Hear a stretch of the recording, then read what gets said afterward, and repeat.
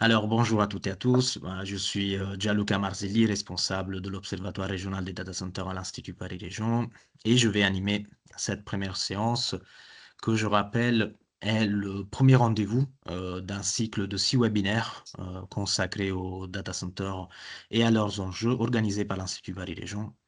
La séance d'aujourd'hui va se dérouler sous la forme d'une table ronde avec plusieurs invités.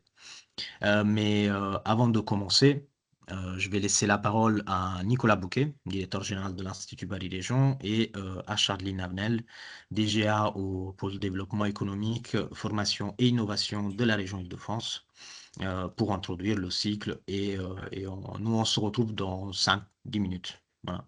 Donc, je te laisse la parole, Nicolas. 5 minutes, pas plus, cher Gianluca. Merci à toi. Bonjour à tous. Vraiment ravi du lancement de ce webinaire. Je suis Nicolas Bocquet, directeur général de l'Institut Paris Région. Les data centers, c'est un sujet sur lequel on travaille beaucoup à l'Institut, en lien avec la région Île-de-France et avec tous nos membres. C'est un domaine sur lequel on a développé une vision prospective. On y travaille depuis une dizaine d'années. Je veux rendre hommage à Cécile Diguet, qui est celle qui a vraiment lancé le travail sur ce thème depuis une dizaine d'années. Et c'est, je dirais, quelque chose qui illustre notre manière de travailler. D'abord dans la prospective, je l'ai dit. Ensuite, de manière comparative. On a travaillé à plusieurs benchmarks pour suivre cette émergence qu'on a d'abord suivie autour d'Amsterdam, en Irlande, autour d'autres territoires européens. Et ça nous a aidé à anticiper cette question. Et cette vision prospective, elle est toujours importante aujourd'hui, euh, dans, de manière à pouvoir vraiment aussi faire le lien entre les dynamiques territoriales et les dynamiques internationales. C'est la manière dont on a conçu ce webinaire. Une approche transversale, puisque la question des data centers, c'est une question qui va, je dirais, qui touche les enjeux énergétiques, évidemment, on y pense au premier chef, mais aussi les enjeux fonciers à l'heure du ZAN, les enjeux d'acceptabilité, les enjeux de développement économique. Et c'est vrai que c'est la chance qu'on a à l'Institut Paris Région de pouvoir articuler toutes ces expertises. C'est aussi une approche par la donnée. On a lancé l'année dernière l'Observatoire des data centers pour essayer d'objectiver, pour essayer de rassembler de manière partenariale toutes les données dont on pouvait disposer pour éclairer l'ensemble des acteurs.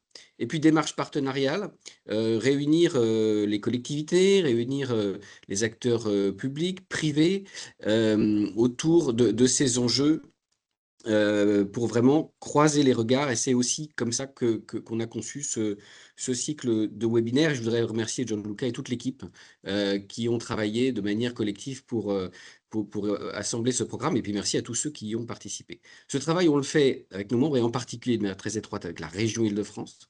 Cette région qui a voilà, une grande responsabilité qui est celle de planifier le développement des data centers à l'échelle régionale. L'Île-de-France, c'est évidemment pas un territoire comme les autres, c'est un territoire où se concentrent les enjeux, où se concentrent les projets. Et donc, on est très heureux de jouer ce rôle, voilà, de travailler étroitement avec la région pour éclairer ses décisions, éclairer son action. C'est notre mission d'agence d'urbanisme et d'environnement. Voilà. Donc, très heureux de cet échange aujourd'hui. Merci à tous ceux qui ont contribué. Et donc, je passe la parole à Charline Avenel pour qu'elle voilà, nous apporte l'éclairage et ce qu'elle attend depuis la région Île-de-France, ce qu'elle attend de tous ces échanges. À toi, Charline. Merci beaucoup, cher Nicolas. Bonjour à tous. Donc, en effet, Charline Avenel, directrice générale adjointe à la région, en charge des sujets de développement économique, de formation professionnelle et d'innovation. Est-ce que juste oui, pardon. On m'entend bien? C'est Oui, c'est bon, OK? pardon. D'accord. Pas de problème. Merci à l'IPR pour l'organisation de ce cycle de webinaires. Le programme est enthousiasmant et il arrive à un moment qui est un moment assez stratégique, dans un contexte par ailleurs législatif qui est dynamique, puisque les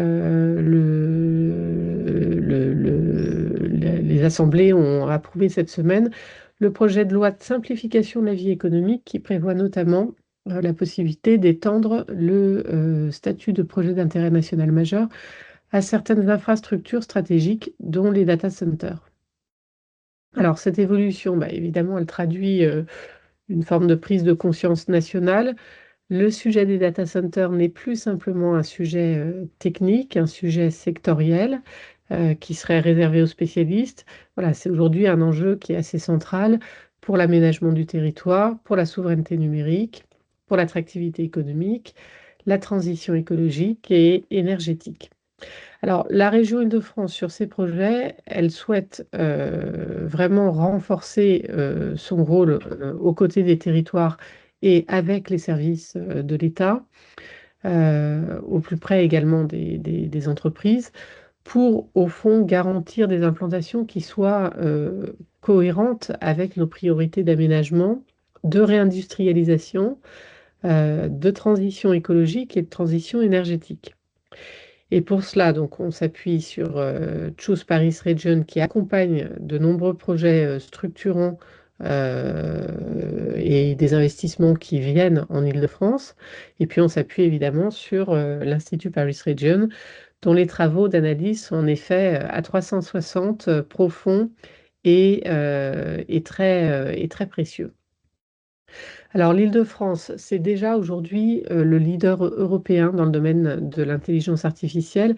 Et vous n'êtes pas sans savoir que cette position repose sur un écosystème de recherche et économique d'excellence, sur des filières qui sont des filières d'excellence, mais aussi sur la présence d'infrastructures très performantes et très sécurisées. Et donc, les data centers sont au cœur de cette dynamique. Et ils sont, on s'en rend bien compte, indispensables pour supporter les capacités de calcul massives que requiert l'IA générative et les projets de calcul haute performance. Alors, l'actualité, elle illustre cette importance, hein, la levée de fonds de 830 millions de dollars annoncée par Mistral pour équiper le centre de données francilien de Bruyères-le-Châtel montre bien que les acteurs de l'intelligence artificielle souhaitent désormais maîtriser l'ensemble de la chaîne de valeur, évidemment jusqu'aux infrastructures physiques. Et donc, on est dans un changement d'échelle qui impose une réponse publique la plus structurée possible. Alors, pour la région Île-de-France, on est vraiment dans ce changement d'échelle. En moins de 10 ans, la région Île-de-France est devenue l'un des principaux hubs européens de données. Donc, on a 102 sites qui sont recensés actuellement en exploitation pour environ 150 data centers, 5 sites en cours de construction et près de 30 sites supplémentaires qui sont en projet, à des stades de la programmation jusqu'aux phases d'études. Donc, au fond, le parc francilien poursuit une dynamique qui est vraiment une dynamique de forte croissance. Et les dimensions qui sont développées atteignent des dimensions sans commune mesure avec celles d'il y a quelques années, et avec des sites qui peuvent être jusqu'à 5 fois plus importants. Au fond, les besoins explosent, et vous, sur les territoires, vous avez évidemment beaucoup de questions. Alors, les nouveaux projets, ils se comptent aujourd'hui en dizaines de mégawatts, et donc ça crée une pression qui est très importante sur le foncier, sur les réseaux électriques et sur l'équilibre territorial. Et puis les investissements sont colossaux, hein, on chiffre à 12 milliards d'euros sur 10 ans, majoritairement en Île-de-France. Et l'Île-de-France, évidemment, ce sont des atouts qui sont très structurels. Un mix électrique, enfin c'est la France et l'Île-de-France particulièrement, un mix électrique qui est largement décarboné, une densité exceptionnelle de fibres optiques, la proximité des grands donneurs d'ordre et puis un écosystème de recherche de rang mondial. Donc, nous, notre analyse, c'est que sans stratégie claire, sans vision, au fond, on a un petit risque de subir des projets qui seraient très consommateurs de ressources, mais peu créateurs de valeur locale, au détriment de ce que sont nos priorités industrielles et environnementales. Et donc, on cherche à réconcilier cela dans la vision dont on est en train de se doter. Et notre rôle à la région, eh bien, il faut qu'on arrive à le renforcer à la fois auprès des territoires qui sont amenés à regarder ces projets d'implantation, et puis avec les services de l'État, de manière à ce qu'on ait une coordination efficace sur les grands projets stratégiques. Voilà, donc la région, au fond, mais c'est le cas sur l'ensemble du développement économique, doit être et peut être l'échelon de cohérence entre les enjeux très locaux, les décisions nationales et en accompagnement des collectivités, en dialogue avec toutes les parties prenantes. Peut-être on a un très grand document de planification sur le foncier qui s'appelle le SDRIFE, qui a posé les premières pierres d'une planification régionale. J'aime pas trop le mot planification parce que je crois qu'il s'agit surtout de se doter d'une vision plus que d'une planification dont on n'a pas à ce stade les moyens. Mais en tout cas, notre SDRIFE, qui a été adopté en 2024, eh bien, il a fait le choix d'aborder l'enjeu de l'implantation des data centers de manière très proactive. Donc, on a un principe qui est simple. Chaque mètre carré francilien doit être mobilisé au service de la création de valeur durable et des priorités productives du territoire. Et donc, pour les data centers, très concrètement, cela signifie qu'on privilégie des implantations qui sont dans des sites d'activité existants, sans compromettre les activités industrielles stratégiques. La deuxième chose, c'est qu'on limite les extensions urbaines au seul cas où aucune alternative n'existe dans les espaces déjà urbanisés. Et le troisième point, c'est qu'on recherche la compacité des infrastructures et l'exemplarité énergétique, sobriété, maîtrise de la ressource en eau, prise en compte des capacités du réseau électrique, et puis valorisation de la chaleur fatale. Et donc, c'est dans cet esprit qu'on souhaite inscrire nos réflexions et la suite de nos travaux. Au fond, passer d'une logique subie à une logique choisie, réfléchie et partenariale avec les acteurs. Le but, c'est d'articuler les sujets qui sont des sujets de souveraineté numérique, d'attractivité économique, parce qu'évidemment, tout cela, c'est beaucoup d'attractivité, une dynamique de création de valeur très importante, la transition écologique. Alors, pour cela, pardon, excusez-moi, j'ai eu un petit saut pour cela. Donc, pour nous, c'est nécessaire d'essayer de prioriser les projets en fonction de leur contribution à l'écosystème numérique, et puis de privilégier des implantations qui soient le plus respectueuses des critères environnementaux qui sont les plus exigeants, et puis de favoriser des projets qui vont être créateurs d'emplois et qui vont venir renforcer les filières régionales. Et donc, dans cette optique, la région, elle a déjà agi très concrètement en soutenant des projets qui sont des projets d'innovation et des expérimentations de technologies très souveraines. Donc, c'est ainsi que la région a soutenu en 2024 donc, le projet d'OpenAI Infrastructure Factory d'Éclairion. Et vous aurez la directrice générale sur la table ronde. Et donc, nous, on a financé l'ouverture d'un lieu qui est un lieu inédit en Europe pour aider les entreprises de toute taille à entraîner leur modèle d'IA. Et puis, par ailleurs, on soutient des projets de valorisation de chaleur fatale. Donc, par exemple, en 2024, on a financé en partie le projet de récupération de la chaleur fatale du data center Equinix à Saint-Denis pour alimenter le réseau de chaleur du SMIREC et du village olympique. Et on souhaite aller plus loin, aider les collectivités à mieux s'emparer du sujet. Alors, vous allez dans ce cycle de webinaire parler de beaucoup de sujets et collectivement, enfin en tout cas moi j'aurais quelques attentes sur ce cycle. Peut-être d'essayer de dégager une vision de quel type de data center on veut accueillir en Île-de-France, HPC, IA, hébergement classique. Les choix d'aujourd'hui conditionnent en fait notre souveraineté et puis notre attractivité. Est-ce qu'on peut aller vers des data centers souverains? Qu'est-ce que ça veut dire? En maîtrisant les composants, les technologies, les architectures. Et aujourd'hui, en France et en Europe, on est dans une situation de grande dépendance sur l'ensemble de la chaîne de valeur des data centers, alors qu'elles ont massivement recours à des solutions américaines.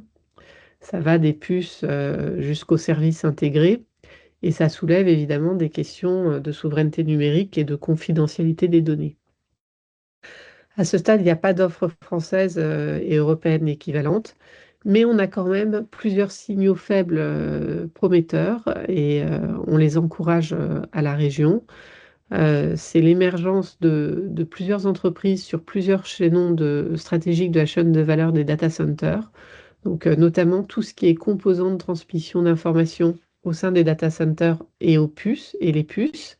Et de ce point de vue, et puis tout ce qui est stockage et fournisseurs de services avec OVH, Scaleway. Et sur les puces et semi-conducteurs, je voudrais dire, et c'est méconnu, qu'on est en train de réarmer un début de filière sur les semi-conducteurs en Île-de-France. On a tenu des assises cette semaine sur ce sujet.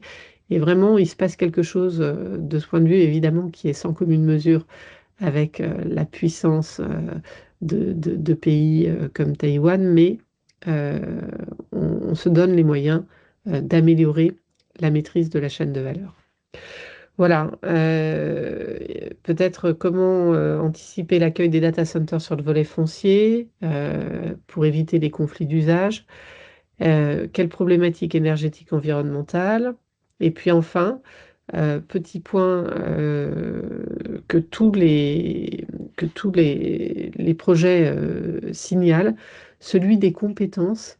Quelles sont les compétences qui sont nécessaires à la montée en puissance? Quel métier, quelle formation, quel parcours pour répondre aux besoins croissants de la filière, que ce soit de la construction à l'exploitation, en passant par la cybersécurité, le refroidissement. Et sur ce dernier volet, j'en finirai là, la région a lancé une démarche dédiée à la fois pour bien identifier les besoins en compétences et aussi pour faire le point sur l'offre qui existe, qui est généreuse, mais qui est éparse et souvent mal connue de formations que nous avons en Île-de-France, que ce soit des formations les moins diplômantes jusqu'aux formations les plus diplômantes.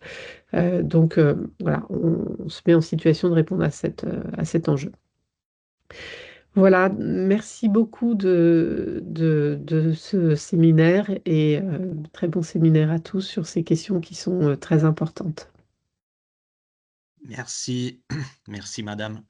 Je voulais, bon, avant de réagir à tous ces éléments partagés par la région qui rentrent quand même pas mal dans ceux qu'on avait déjà, euh, euh, on, on avait déjà, sur lesquels on avait déjà pensé de faire un focus aujourd'hui.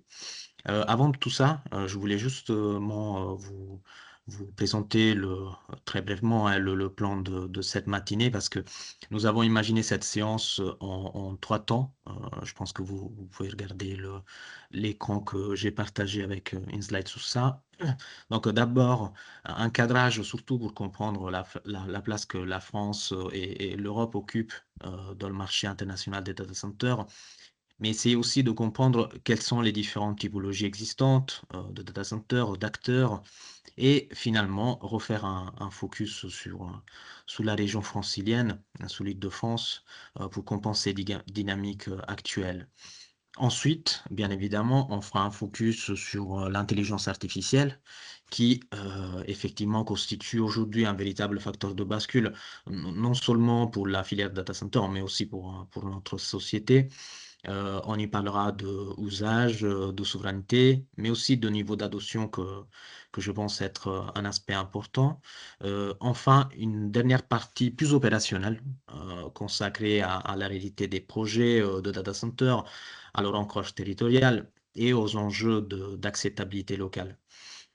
N'hésitez pas, point de rappel, à poser des questions dans l'espace dédié qui se trouve en haut à gauche de l'écran, parce que nous allons prendre le temps dans les jours à venir pour y répondre et ensuite nous allons publier les résultats dans un document téléchargeable sous la page web de l'Institut. Je vous en remercie. Donc, pas l'espace chat, conversation, mais plutôt l'espace Q&R, questions et réponses, qui est tout en haut à gauche. Donc, Avant de rentrer dans le vif du sujet, je souhaite d'abord remercier chaleureusement au nom de l'Institut l'ensemble de nos intervenants que je vais vous présenter dans un instant.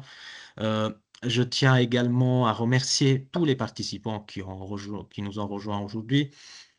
Nous comptons parmi vous des représentants de collectivités territoriales franciliennes, mais aussi d'autres régions en France, des services de l'État, des associations, ainsi que des acteurs de l'immobilier, de l'énergie et d'autres. Donc, votre présence aujourd'hui témoigne de l'intérêt, comme on l'a dit juste avant, et de la diversité de regards portés pour ces enjeux. Voilà. Donc, pour cette table ronde, nous avons aujourd'hui le plaisir d'accueillir et d'entendre Félix Solé, chargé d'études à l'Institut Paris-Légion, Lucas Bution, président de Gearshift Public Affairs, Valérie Morel, Deputy General Manager chez Digital Realty, Anne-Sophie Liduena, directrice générale déléguée chez Eclairion, et François Sterrin, directeur des opérations chez Data4. Donc, je vous propose de commencer avec un tour de table rapide. Donc, je vais laisser chacun et chacune vous présenter en nous disant dire quelques mots sur votre entreprise, sur votre activité. Et je propose de commencer par Félix, si tu es d'accord. Oui, bien sûr. Alors, bon, ma présentation va être assez rapide, hein. Félix Solé, chargé d'études à l'Institut Paris Région. Donc, moi, je suis au département économie et je travaille plutôt sur les questions de lien entre l'économie francilienne et les data centers, surtout sur les questions de développement territorial. On continue avec Lucas Boution. Merci Gianluca, bonjour à tous, merci beaucoup pour l'invitation. Donc Lucas Bution, je dirige ma structure de conseil en affaires publiques et je me suis spécialisé notamment sur les enjeux de réglementation liés au data center et au cloud en France et en Europe. Et je m'intéresse également à tout ce qui relève des dynamiques d'acceptabilité et de perception des centres de données à l'échelle française européenne, en essayant de benchmarker ça à l'échelon également international. Merci. On continue. Madame Morel, peut-être? Oui, bah, vous m'entendez? Ouais, vous l'avez déjà dit, donc je suis la directrice générale de Digital Realty, en France. Super. Euh, Madame Liduena. Oui, merci. Merci pour l'invitation. Donc Anne-Sophie Liduena, directrice générale déléguée d'Eclairion. Peut-être juste un mot sur Eclairion pour ceux qui ne connaîtraient pas. On est un relativement nouvel entrant sur le marché des data centers et positionné comme une IA factory aujourd'hui. On est plus donc positionné comme un centre de training et d'entraînement pour les modèles d'intelligence artificielle. On y reviendra tout à l'heure, je pense, dans les discussions. Tout à fait, merci. Et en dernier, Monsieur Sterrin. Oui, bonjour à tous. Donc François Sterrin, donc moi je suis responsable, directeur général des opérations et techniques de Data4 au niveau du groupe. Donc je m'occupe de l'ingénierie, la construction, les opérations de tous nos data centers. Donc, je représenterai un petit peu Data4, mais on est présent sur 6 pays. Mais on a commencé en France et en Île-de-France, donc on se présente souvent comme champion européen made in Île-de-France. Voilà. Très bien, bah, on va rester avec vous alors.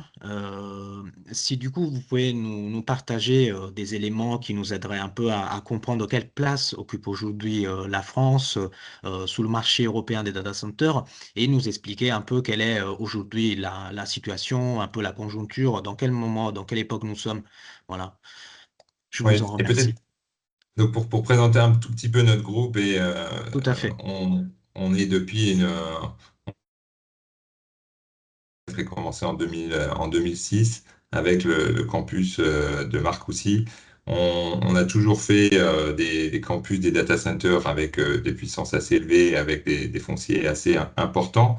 Mais je tiens à le dire, des fonciers, et on s'inscrit beaucoup dans la logique qui a été qui sont, euh, qui sont des réutilisations de sites, par exemple. Donc, on a commencé comme ça par notre premier site en France. Ensuite, on est allé faire la même chose en Italie en 2014, puis l'Espagne, puis la Pologne, la Grèce et l'Allemagne. Donc, en fait, là, et sur la partie Île-de-France, on est déjà à notre deuxième site parce qu'on a annoncé l'année dernière qu'on allait développer un deuxième site, encore une fois, un ancien site industriel qu'on reconvertit pour l'intelligence artificielle au niveau de Nausée, ce qui va nous faire un hub au sud de Paris qui aura une capacité de 500 mégawatts. Je sais, c'est beaucoup et c'est un peu ce que je voulais aussi souligner. J'ai la chance de voir un peu ce qui se passe dans tous les pays en Europe et les dynamiques sont les mêmes en ce moment, hein.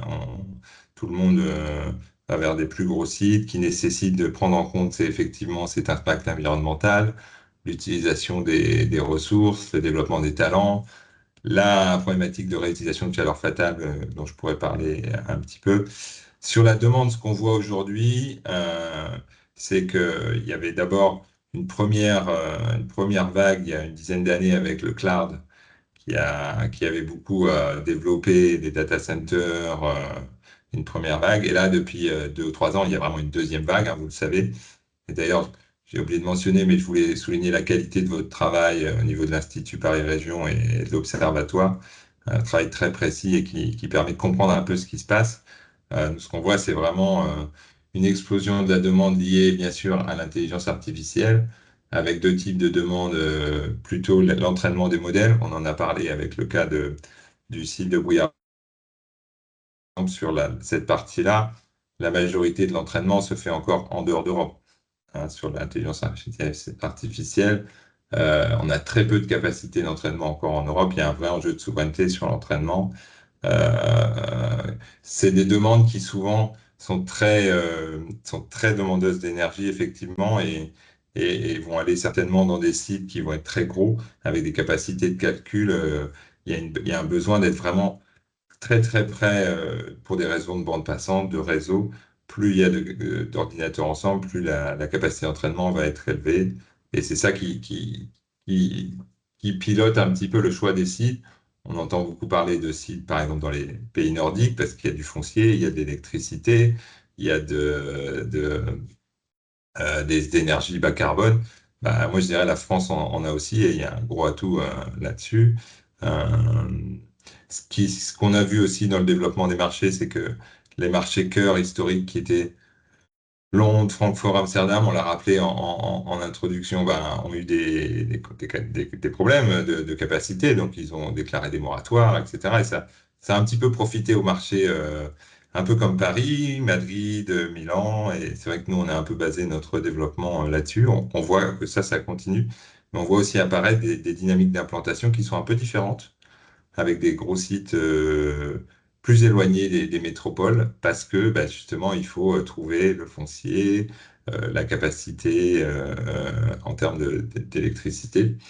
Euh, Si on prend des chiffres, et je suis sûr que vous en avez des meilleurs que moi, mais nous, on voit à peu près une croissance, un facteur 2 à 3 en fonction des analyses, des scénarios entre maintenant et 2030, ou en termes de gigawatts, par exemple, en Europe, en France, on est un peu plus on voit un peu plus de 1 gigawatt installé et on va aller vers 3 gigawatts d'ici 2030 d'installés, hein. Après, il y a un vrai sujet, c'est que quand vous parlez en termes de connexion, etc., c'est beaucoup plus.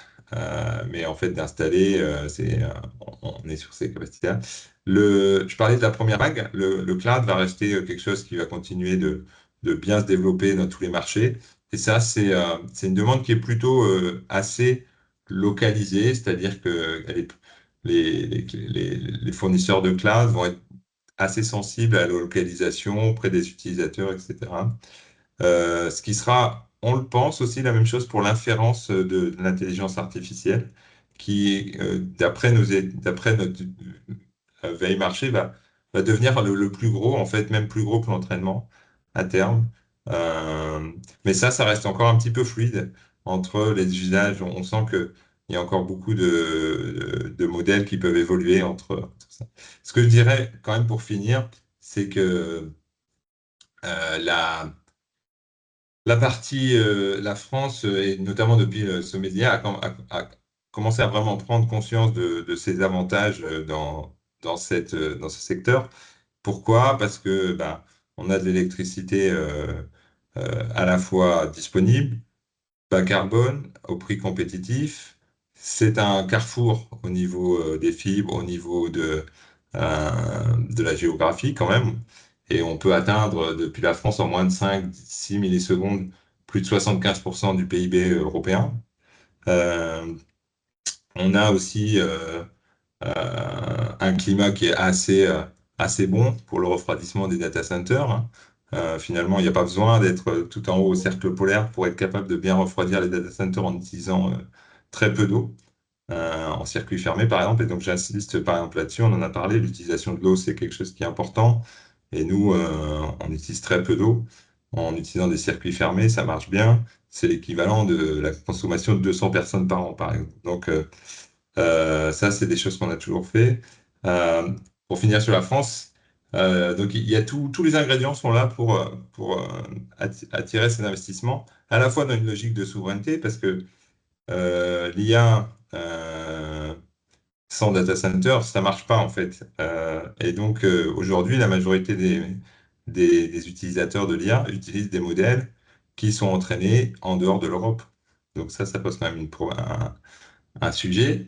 Euh, et donc, la France a cette capacité de souveraineté, mais aussi, je pense, en termes économiques, c'est quand même des investissements qui sont intéressants et assez prometteurs, parce que je prends l'exemple de notre site de Marcoussis, donc chez Datacat au sud de Paris, on a un site qui est connecté avec une connexion de 250 MW, certes, et qui emploie plus de 1000 personnes par jour.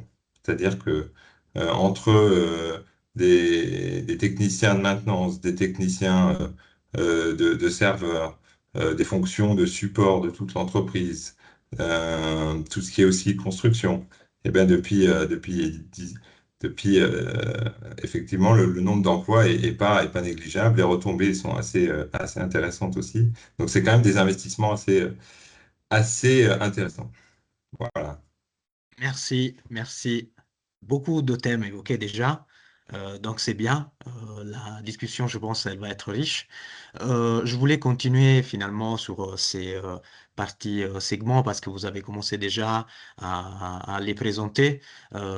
Si Madame Morel de Digital Realty pouvait aussi contribuer à cette partie, ça serait intéressant de nous apporter un peu un éclairage parce qu'on entend vraiment parler aujourd'hui de data center au pluriel, comme vous m'avez déjà évoqué plusieurs fois.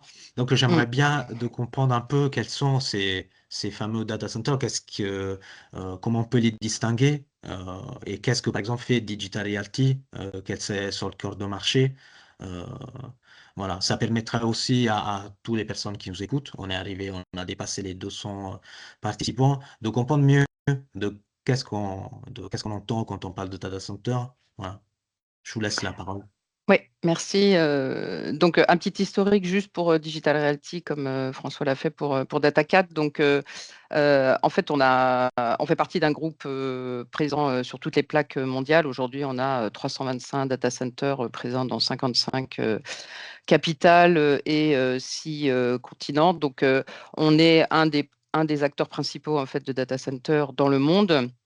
Et en France, en fait, on s'appelait précédemment Interxion. Peut-être que certains nous ont connus sous ce nom-là. Donc, la filiale avait été la filiale française, puisque c'était un groupe européen à cette époque, coté déjà au NYSE à New York, parce que c'est là où sont les financements pour l'activité data center depuis bien plus longtemps qu'en Europe.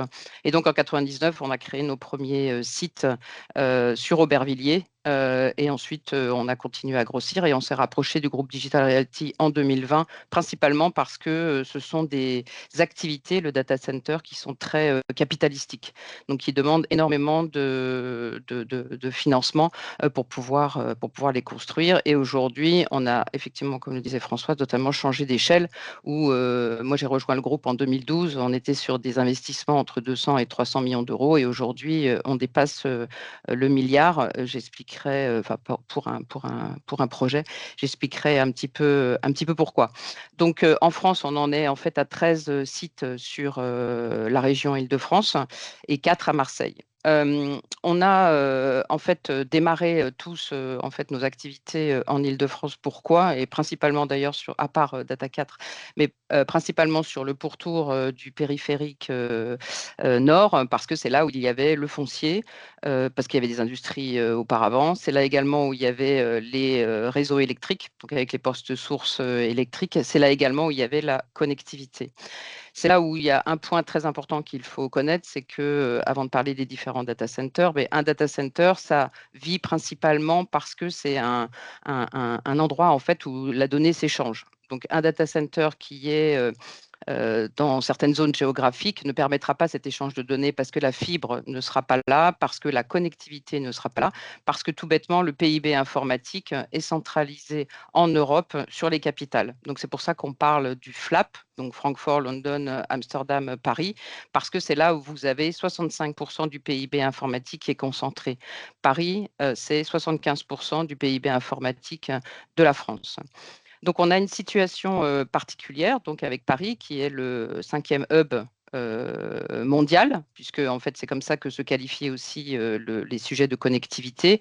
Et vous avez la particularité en France, qui est un véritable atout dont on ne parle peut-être pas assez, qui est le fait qu'on a Marseille. Marseille est le 6e hub désormais mondial et il n'a pas fini de continuer à grandir dans la mesure où on voit que la dynamique en fait d'augmentation d'échange de données est bien plus importante sur Marseille que on va dire les villes un peu plus traditionnelles que sont celles du FLAP dont j'ai parlé précédemment, mais également aujourd'hui même sur des zones comme Singapour qui est un des hubs les plus connectés du monde. Et Marseille, c'est pourquoi? C'est parce que c'est situé géographiquement de manière optimale. Ça n'a rien à voir avec le fait qu'on ait fait particulièrement quelque chose à Marseille. C'est juste là où avant les bateaux transitaient énormément pour rejoindre le continent européen. Aujourd'hui, c'est la même chose pour les câbles sous-marins. Donc, ils sont développés par les câbleaux opérateurs. Et aujourd'hui, vous avez 18 câbles sous-marins qui arrivent sur Marseille et qui permettent d'irriguer l'Inde, l'Asie, l'Afrique en un temps de latence qui n'a plus rien à voir avec ce qu'il était autrefois. Donc, on a une chance assez importante d'avoir en France 2 hubs. Et ça, c'est un élément d'attractivité. Alors, je sais qu'aujourd'hui, on parle plus de l'Île-de-France, mais il faut savoir que c'est un sujet d'attractivité important pour notre pays, puisque aucun autre pays européen n'a 2 hubs de connectivité de cette ampleur. Donc, en complément, effectivement, ce que je voulais dire, c'est qu'il y a peut-être, parce qu'aujourd'hui, on parle beaucoup du data center de manière très générique, mais le data center, il y en a de plusieurs sortes. Il y a les data centers qu'on appelle in-house. C'est en fait la société qui a ces salles informatiques en son sein. Donc aujourd'hui, il y en a encore pas mal, c'est-à-dire qu'il y a des entreprises, quelles qu'elles soient, que ce soit Total, que ce soit BNP, etc., qui souhaitent avoir leur data center chez eux. Ça, c'est une évolution très importante aujourd'hui vers la diminution en fait des data centers in-house du fait de l'apparition donc du cloud qui est une ressource partagée, et puis d'acteurs comme nous de colocation, parce que, et j'expliquerai après ce que c'est, parce que ça vous permet en fait de ne plus faire les investissements chez vous, mais de finalement n'acheter qu'une capacité informatique. Ensuite, il y a les data centers dits edge, donc ça c'est ceux qui sont de taille relativement réduite et qui sont en région la plupart du temps, et donc qui servent des usages en fait particuliers qui sont principalement en province pour ce qui concerne la France. Ensuite, on a les acteurs de les data centers de colocation, donc dont Equinix, dont on a parlé tout à l'heure, et puis Digital Realty font partie. Donc, en fait, ça veut dire quoi, colocation? Ça veut dire que vous construisez des bâtiments dans lesquels vous allez héberger, en fait, plein de clients totalement différents, un peu comme dans une copropriété. Et cette copropriété ou cette existence de clients divers et variés s'impose à chacun des clients. Et c'est de la colocation dite neutre dans la mesure où il n'y a aucun acteur opérateur télécom qui a la main mise en fait sur ces data centers. Donc nous abritons en notre sein tous les acteurs de télécom de telle sorte à créer, comme je l'ai expliqué tout à l'heure, cette map de connectivité qui fait qu'ensuite un client qui vient s'installer dans un centre de colocation comme les nôtres, peut ensuite, via ce qu'on appelle des cross-connects, se connecter à n'importe quel opérateur dont il aurait besoin. Et aujourd'hui, en tant qu'opérateur, il y a également la partie cloud, sans qu'il ait besoin de tirer des câbles, ce qui serait un coût en investissement particulièrement important. Ensuite, on a ce qu'on appelle les hyperscales. Donc ça, ce sont les data centers de plus grosse taille qui sont généralement dédiés à un ou deux clients qui vont être la plupart du temps quand même des clients type américains, enfin nos GAFAM, enfin ceux qu'on appelle les GAFAM. Et la dernière catégorie, c'est les IA Factory, on en a parlé tout à l'heure, où là, en fait, on entraîne en fait des algorithmes, comme l'a dit tout à l'heure François, et qui sont véritablement des usines à entraînement. Donc, ces usines à entraînement, elles n'ont pas besoin de connectivité, donc elles ne sont pas nécessairement situées, enfin, elles n'ont pas nécessairement besoin d'être situées dans les nœuds de connectivité que sont l'Île-de-France et Marseille. Donc voilà, donc on a cette particularité-là, déjà d'avoir une diversité de data centers, donc il faut aussi pour les territoires, comprendre finalement le data center qui souhaite s'implanter, en fait, pour quel usage, pour un peu apprendre de quelle typologie de data center on parle. Et quand effectivement, parfois, on nous dit « mais pourquoi vous situez-vous en ville ou si proche de certaines habitations ?» Encore une fois, c'est pour les raisons que j'ai données tout à l'heure. Aujourd'hui, il y a une vraie compétition européenne, il faut être clair. Le fait qu'on parle beaucoup de data center en France, c'est parce qu'on est dans une phase de rattrapage. On a 25% en nombre de data centers comparé à l'Allemagne, qui est le pays le plus important en taille concernant les data centers et qui poursuit sa croissance. On a l'Espagne qui essaye de tirer aussi son épingle du jeu. On a l'Irlande, vous savez, qui est complètement saturée en data center et qui aujourd'hui, la consommation électrique des data centers en Irlande représente un quart de la consommation de l'électricité disponible en Irlande, donc forcément à créer un moratoire. En France, on a, en dehors des deux hubs dont j'ai parlé, cette situation d'avoir deux hubs de connectivité, on a également la chance d'avoir une électricité abondante, décarbonée, puisqu'effectivement, nous avons une énergie nucléaire en masse.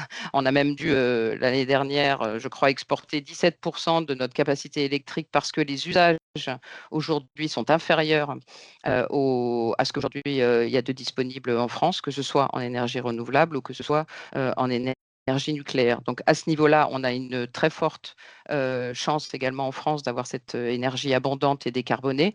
En revanche, là où alors le mot planification tout à l'heure a été dit comme étant pas nécessairement un mot idéal, mais c'est vrai que cette planification n'ayant pas eu véritablement lieu, y compris côté RTE, aujourd'hui, les délais de raccordement, et c'est ça qui fait que pour la course que nous courons aujourd'hui, c'est compliqué parce que les délais de raccordement aujourd'hui en France sont souvent de 5 à 7 ans parce que RTE est obligé désormais de faire des investissements de telle sorte à renforcer en fait les capacités de raccordement, parce qu'aujourd'hui, ce n'est pas un problème, encore une fois, de disponibilité de l'électricité, mais c'est véritablement un problème concernant les postes sources, et ils ont été effectivement beaucoup utilisés en Île-de-France par le passé, et aujourd'hui, ça ne fait que croître. Alors aujourd'hui, on sait aussi que beaucoup de demandes ne verront jamais le jour, donc c'est pour ça qu'RTE a lancé une consultation pour passer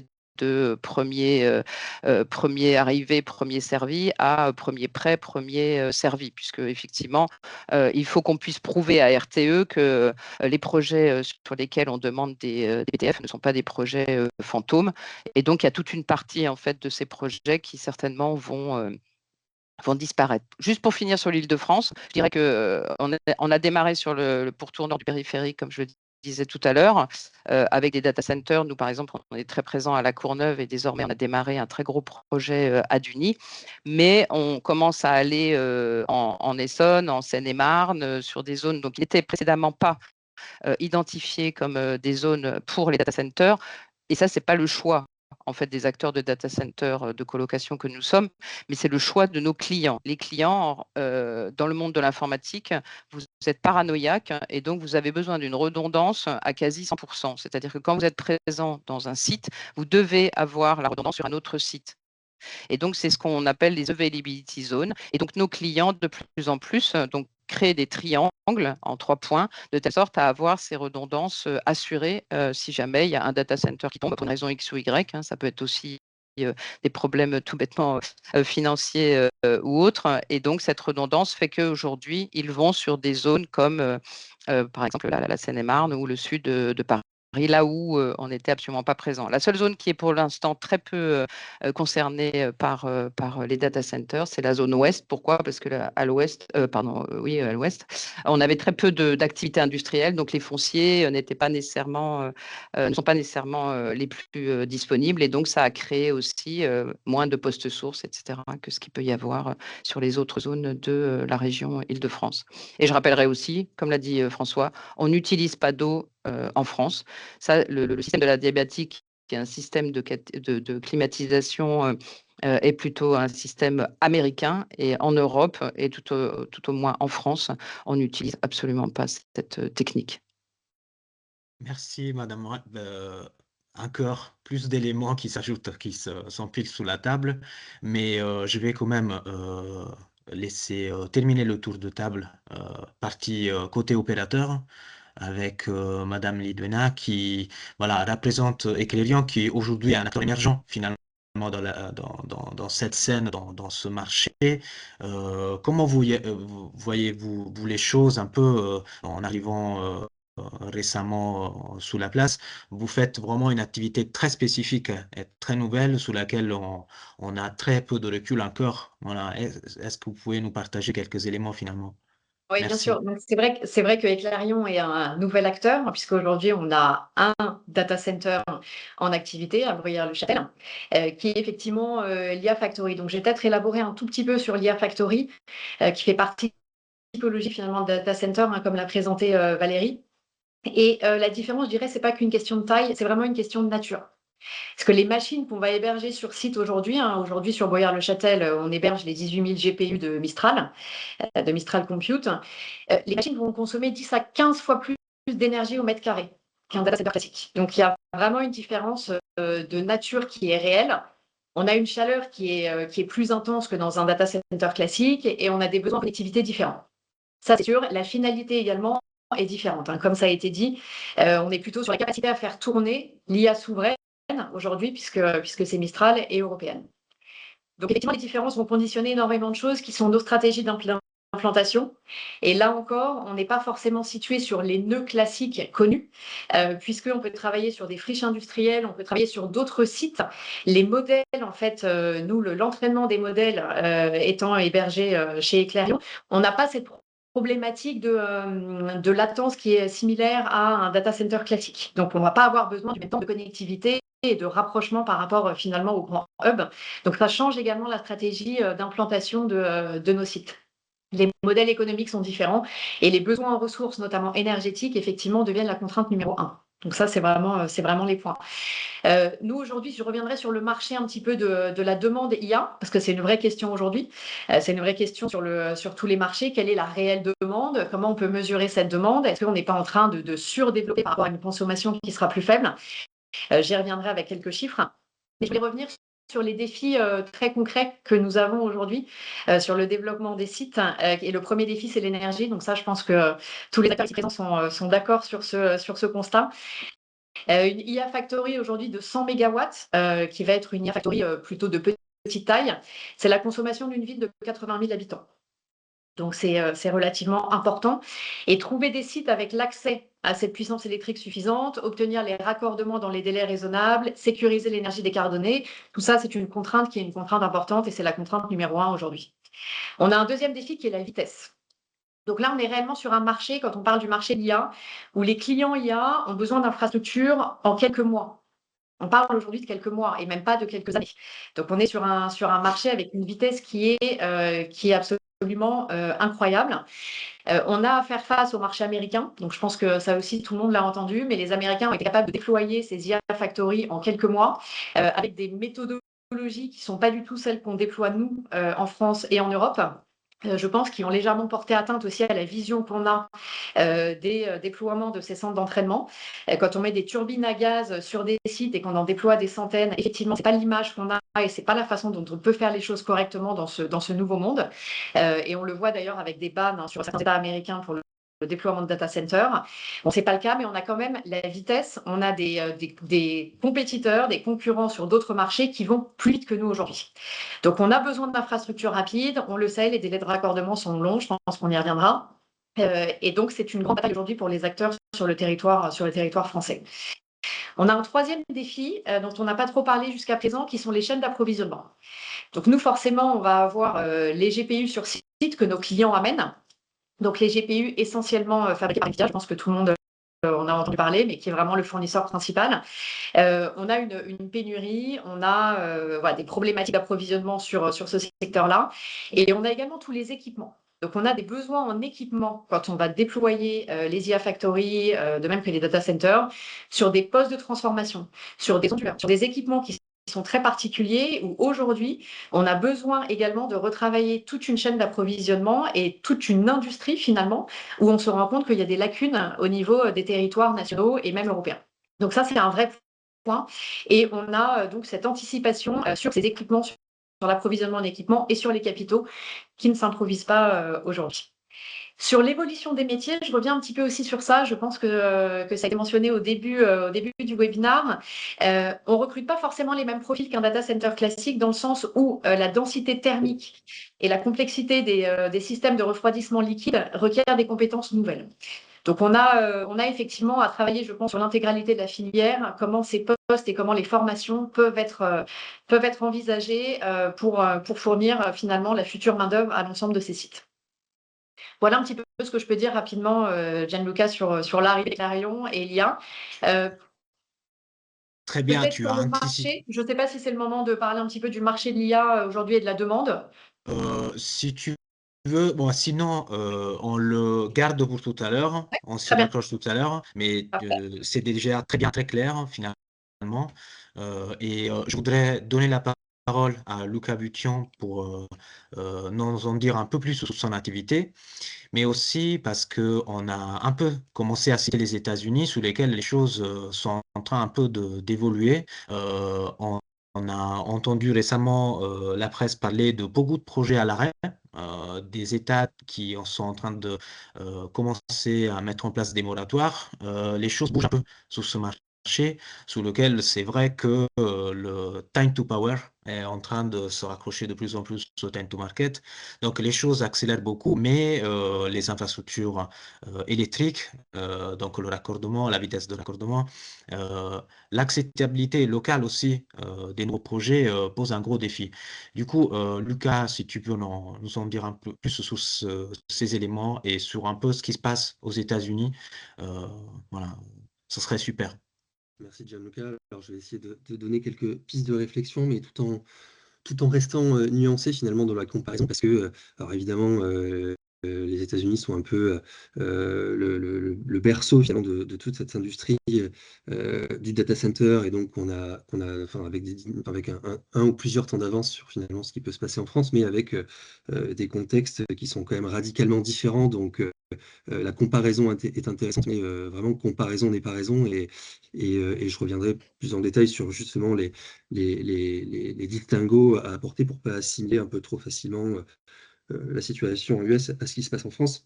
Alors effectivement, hein, on est probablement dans un rapport de 1 à 10, voire plus, en termes de développement de capacité entre ce qui se fait en France, en Europe et aux US. Et c'est vrai que ce qu'on voit depuis maintenant quelques mois, et a fortiori avec l'avènement de l'IA, c'est finalement à l'échelon des États, puisque on parle des US, mais il faut vraiment pas raisonner à l'échelon fédéral, mais à l'échelon de chaque État, des dynamiques, alors je ne sais pas si on peut dire de contestation, mais en tout cas d'acceptabilité, qui s'affirment de plus en plus, en tout cas dans la sphère médiatique et dans la sphère de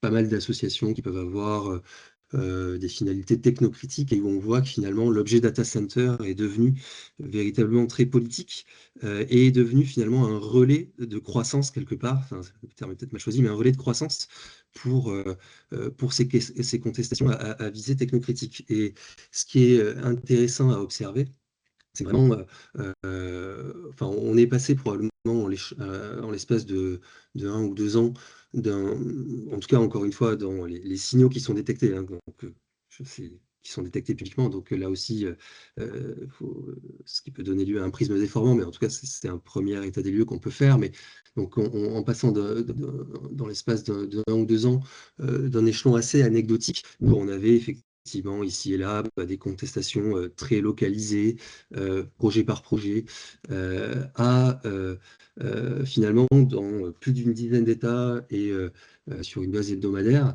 des réunions qui se tiennent, des interpellations d'élus, que ce soit du niveau comté jusqu'au niveau de l'État, des velléités, enfin parfois donc des manifestations, et y compris assez violentes, hein, donc c'est aussi intéressant à observer, dans le sens où on voit que ce data center devenu objet politique et politisé devient aussi, au-delà des contestations un peu classiques, mais parfois un objet de violence politique, hein. Enfin, on a vu pas plus tard que la semaine dernière, je crois, un élu de l'Indiana qui s'est fait, entre guillemets, mitrailler sa maison une semaine après avoir donné son aval sur un projet de data center. Bon, là aussi, c'est un peu extrême, mais enfin, ça montre qu'il y a vraiment un sujet de contestation. Et on voit par ailleurs qu'au-delà de contestations sporadiques ici ou là, de plus en plus de liens sont établis entre ces contestations dans des états très différents pour essayer de coordonner finalement ces différentes dynamiques.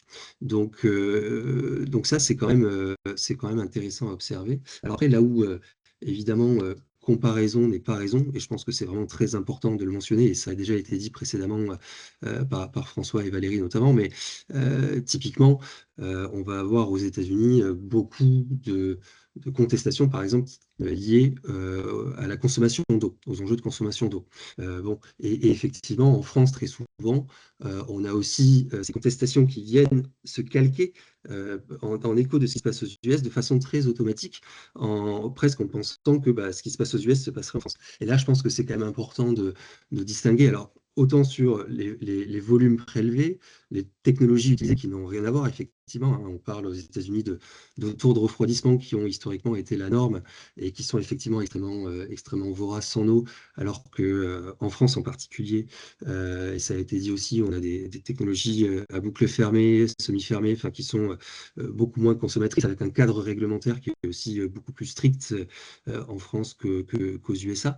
Donc c'est des choses intéressantes, importantes à dénoter, et avec effectivement par ailleurs, ça a été dit aussi, une dimension climatique qui n'est pas du tout la même. C'est-à-dire qu'on ne va pas avoir des zones aussi arides en France que ce qu'on peut avoir aux US quand on parle de l'Arizona ou d'autres, ou de la Californie du Sud, ou que sais-je. Donc c'est vraiment voilà, il y a des dynamiques qui sont intéressantes pour se dire comment fait-on en France, en Europe, pour, entre guillemets, ne pas avoir à en arriver là ultérieurement et possiblement ne pas avoir des dynamiques d'opération ou d'implantation de décès qui ne soient pas contestées ou, entre guillemets, mises en péril à un tel stade que ce qu'on peut voir aujourd'hui aux États-Unis, hein, parce que ce qu'il faut comprendre, c'est qu'on a quand même là sur 6 ou 9 mois glissants des dizaines de milliards de dollars d'investissements qui sont mis en pause ou interrompus du fait de ces dynamiques de contestation. Donc c'est là où on a dépassé quand même le stade de l'anecdotique. Donc c'est de voir ça comme un point de benchmark de comment on fait pour ne pas avoir à en arriver là, sans pour autant calquer de façon juste automatique le contexte américain au contexte français. Donc voilà pour quelques premiers points de réflexion. Merci. Donc, on a évoqué, c'était super intéressant ton feedback et les éléments que tu as apportés autour de la table. Je voudrais revenir, du coup, fermer la boucle avec Félix, qui va nous partager, du coup, quelques éléments autour de la dynamique francilienne. Donc, on va exploiter un peu de la manière dont on travaille à l'Institut Paris-Région, qui permet de territorialiser ce type d'enjeu. Donc, Félix, je te laisse la parole. Je vais peut-être te partager quelques slides avec des éléments issus de notre observatoire, si ça te convient. Voilà. Oui, très bien. Donc, c'est vrai que nous, à l'Institut, on tient vraiment à faire un peu des cartographies, à essayer de cerner les logiques d'acteurs.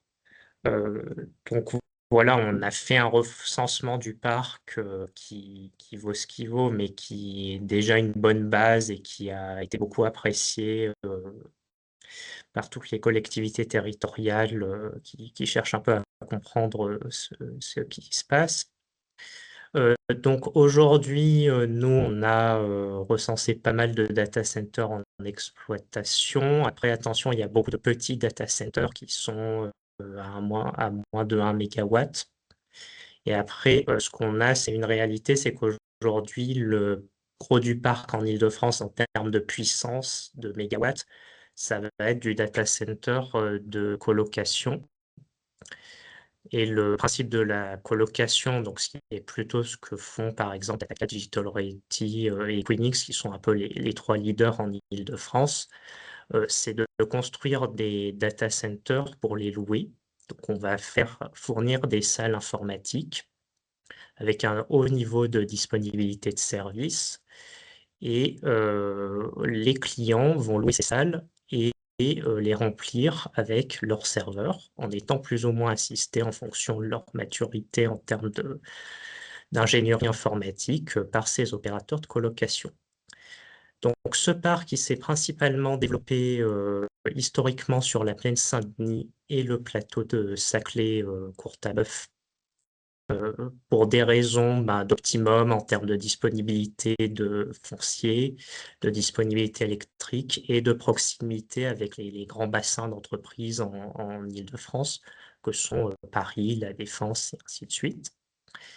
Et sur ces clusters existants, qui sont aujourd'hui plutôt concentrés par donc les data centers de colocation, on assiste aujourd'hui à une extension de ce parc. Donc ça, c'est voilà, tous les grands projets de raccordement RTE de plus de 40 MW en Île-de-France, avec des clusters émergents.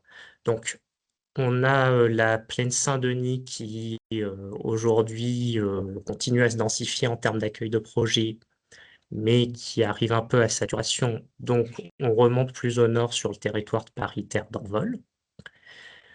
On a un peu le même phénomène à Saclay où on peut encore sortir un certain nombre de campus, mais là aussi, on commence à atteindre un peu le maximum.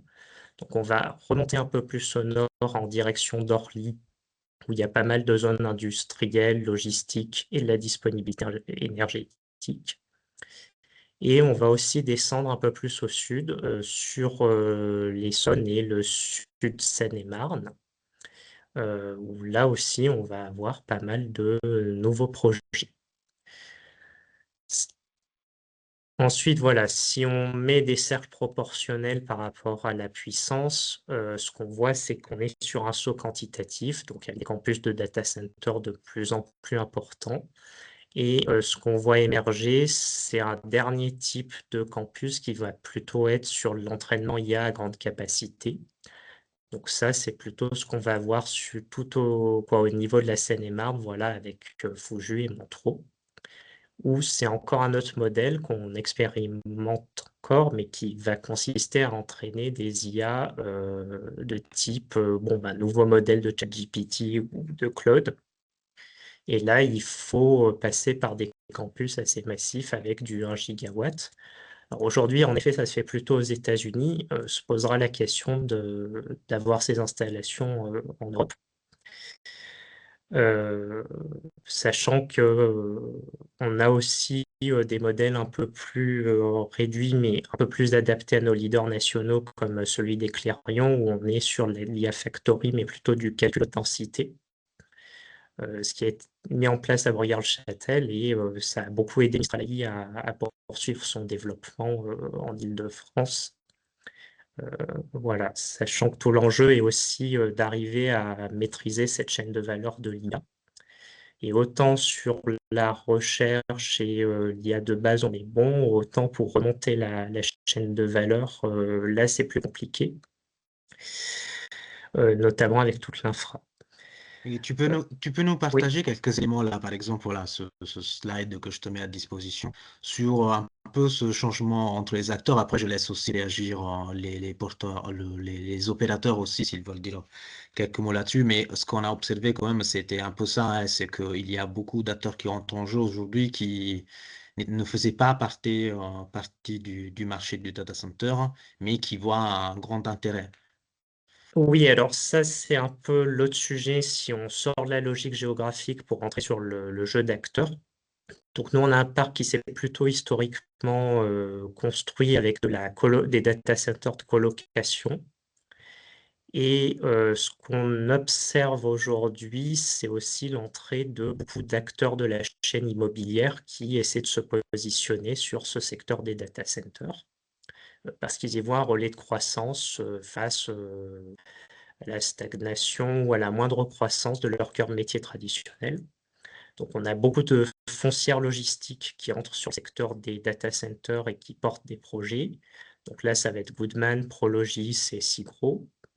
On a des foncières plutôt orientées bureaux comme ICAD ou Altarea, Cogedim. Donc, ils sont des noms quand même assez connus de l'immobilier d'entreprise en France. Et bon, on va avoir des promoteurs aussi qui essaient voilà, de comprendre ces bâtiments et de se positionner sur la chaîne de valeur des data centers, comme Emerige ou Link City. Donc c'est vrai que ça crée un écosystème d'acteurs qui est quand même en forte croissance et de plus en plus concurrentiel, avec des leaders traditionnels de la colocation qui sont en forte croissance, mais doivent composer avec de nouveaux concurrents venus du secteur immobilier. Tous les enjeux donc, de nouvelles phases technologiques type entraînement IA et ainsi de suite. Et ce qu'on observe aussi, c'est l'arrivée de nouveaux opérateurs de colocation sur la France, hein, qui essaient de se positionner sur ce secteur en forte croissance. Donc là, on va avoir du NTT, un opérateur japonais, de nouveaux opérateurs américains type CloudHQ qui s'est implanté à Nice. Et depuis peu, on observe aussi en région l'arrivée de nouveaux opérateurs de data center voilà, sur des projets de grande capacité comme Vantage en Nouvelle-Aquitaine. Donc tout ça aboutit à un contexte de plus en plus concurrentiel et à une multiplication des projets. Peut-être ce qu'il faut juste oui. rappeler, c'est que c'est Oui, vrai merci. qu'entre les acteurs de colocation dont on parliez là, qui sont au-dessus, nous, en fait, tous, hein, on conçoit, on développe, on construit et on opère les data centers. Oui, voilà. Les nouveaux acteurs, effectivement, on est sur un contexte plus immobilier que effectivement la niche sur laquelle on est, nous, depuis des années, et on ne fait que ça. On ne fait pas d'autres métiers, on ne fait pas de logistique, on ne fait rien d'autre. Donc, c'est effectivement un autre type d'acteur dont on ne sait pas du tout aujourd'hui ce que tout ça va donner vis-à-vis du client final, hein, parce qu'il faut bien un client pour oui. être dans ces data centers. Ouais. Et Je vois, je me permets. Monsieur Je vous en Sterra, prie. oui, allez-y. Oui, je réagis aussi, c'est vrai, et il y a beaucoup de nouveaux acteurs, et c'est très bien pour le secteur, ça montre le dynamisme du secteur. Il y a quand même un sujet qui est majeur pour nous et pour tous les acteurs du secteur et pour les opérateurs de réseaux électriques, c'est qu'en fait, cette multiplicité d'acteurs, cette multiplicité de projets allonge les délais de traitement des demandes. On est sur des demandes, et ça, c'est pas vrai que sur l'Île-de-France, c'est vrai partout en Europe et partout dans le monde, je suppose aussi, mais on est sur des logiques où, sur un marché installé, par exemple, à Paris, d'un peu plus de 1 gigawatt, on a des demandes des RTE qui sont tellement multiples, qui sont en dizaines de gigawatts. Et donc, on sait très bien, comme disait Valérie, que tous ces projets ne vont pas se faire. Et c'est tout l'enjeu d'ailleurs, et je tiens à les saluer quand même, de la consultation actuelle sur la réforme des conditions d'accès au réseau, parce qu'en fait, c'est plus tenable en fait. Et cette situation, elle doit évoluer partout, dans toutes les situations. Donc à la fois, ça souligne le dynamisme, mais il faut être capable de gérer cet afflux d'acteurs et que ça ne, justement, n'ait pas un effet inverse sur tout l'ensemble de la filière qui va être de complètement allonger les délais de connexion. Et finalement, à la fin, les clients, la charge IT, elle va aller dans d'autres pays. C'est le vrai risque qui se profile. Il faut en être Oui. conscient. Lucas? Oui, je vais juste en complément réagir sur le mot filière qui est prononcé dans ce slide-là aussi, et ce qui fera écho à ce qui a pu être dit précédemment par Anne-Sophie Liduena, mais également par la région en introduction.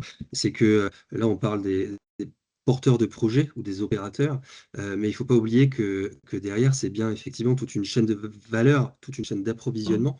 Voilà, il y a la coque, mais il y a ce qu'il y a dedans, comment on la construit, et ça, c'est pas un Data 4 ou c'est pas un Equinix ou un Digital Realty qui vont être en maîtrise sur l'ensemble de ces éléments. Et on est vraiment sur la maîtrise industrielle des emplois.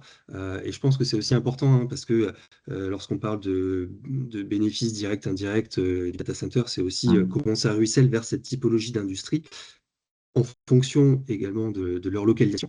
Et ce qui a pu être dit par la région, et j'y étais lundi là, sur les assises des semi-conducteurs, c'est aussi un point important en termes de stratégie politique régionale ou nationale, c'est-à-dire de comment est-ce qu'on englobe l'ensemble de la chaîne de valeur. Enfin, on pourrait parler d'acteurs comme Schneider, comme Equinix, qui participent de cette chaîne d'approvisionnement qui crée de l'emploi.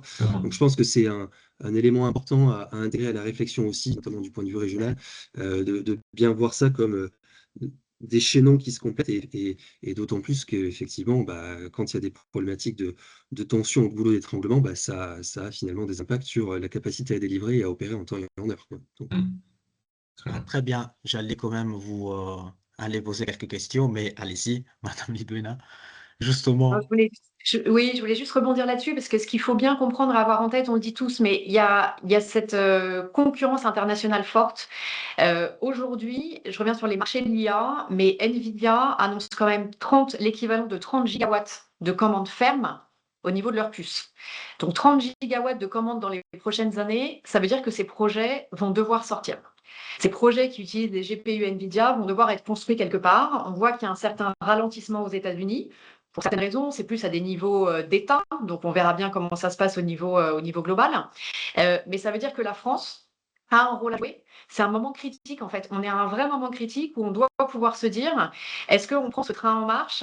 Est-ce qu'on est sûr qu'on a justement toutes ces chaînes d'approvisionnement qui vont être mises en place pour qu'on puisse avoir une baisse finalement, une réduction du temps de fourniture de ces équipements? Est-ce que les raccordements vont pouvoir se faire rapidement? Donc je rejoins ce que disait François. C'est clé qu'aujourd'hui, les projets vraiment prioritaires et les projets qui vont pouvoir sortir soient ceux qui sortent et qu'on ne démultiplie pas finalement une concurrence et qui porterait atteinte à l'ensemble de la filière. Voilà. Mais le marché est là, le marché est porteur. Quand on voit les commandes fermes portées sur des GPU Nvidia, on sait que sur ce marché de l'IA, certes, on peut avoir une question sur la demande réelle, mais la demande est là. Quand les commandes sont fermes et passées, on sait qu'on va devoir les déployer. Donc, à nous aussi d'être positionnés sur ce marché. et du coup, vous pouvez nous en dire plus sur cette demande IA, voilà. Si, Oui, alors je peux. parce qu'on en parle très peu en quelque sorte. Finalement, on Ouais. est beaucoup sous la partie offre finalement, sous les Oui. projets, sur les infrastructures. Derrière, on connaît pas très bien. Il y a des études qui sortent, il y a des enquêtes Ipsos aussi sur le niveau d'adoption au sein d'entreprises, d'administration.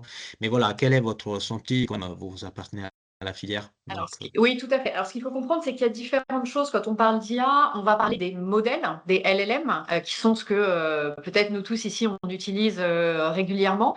Et il va falloir entraîner ces modèles. Donc ça, on a les OpenAI, on a les Anthropic de ce monde et les Mistral qu'on connaît bien.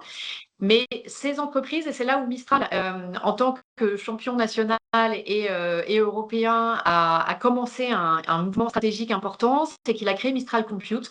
Donc en fait, ils deviennent également néo-cloud. Dans le jargon, ça veut dire qu'ils vont également proposer leurs services à d'autres.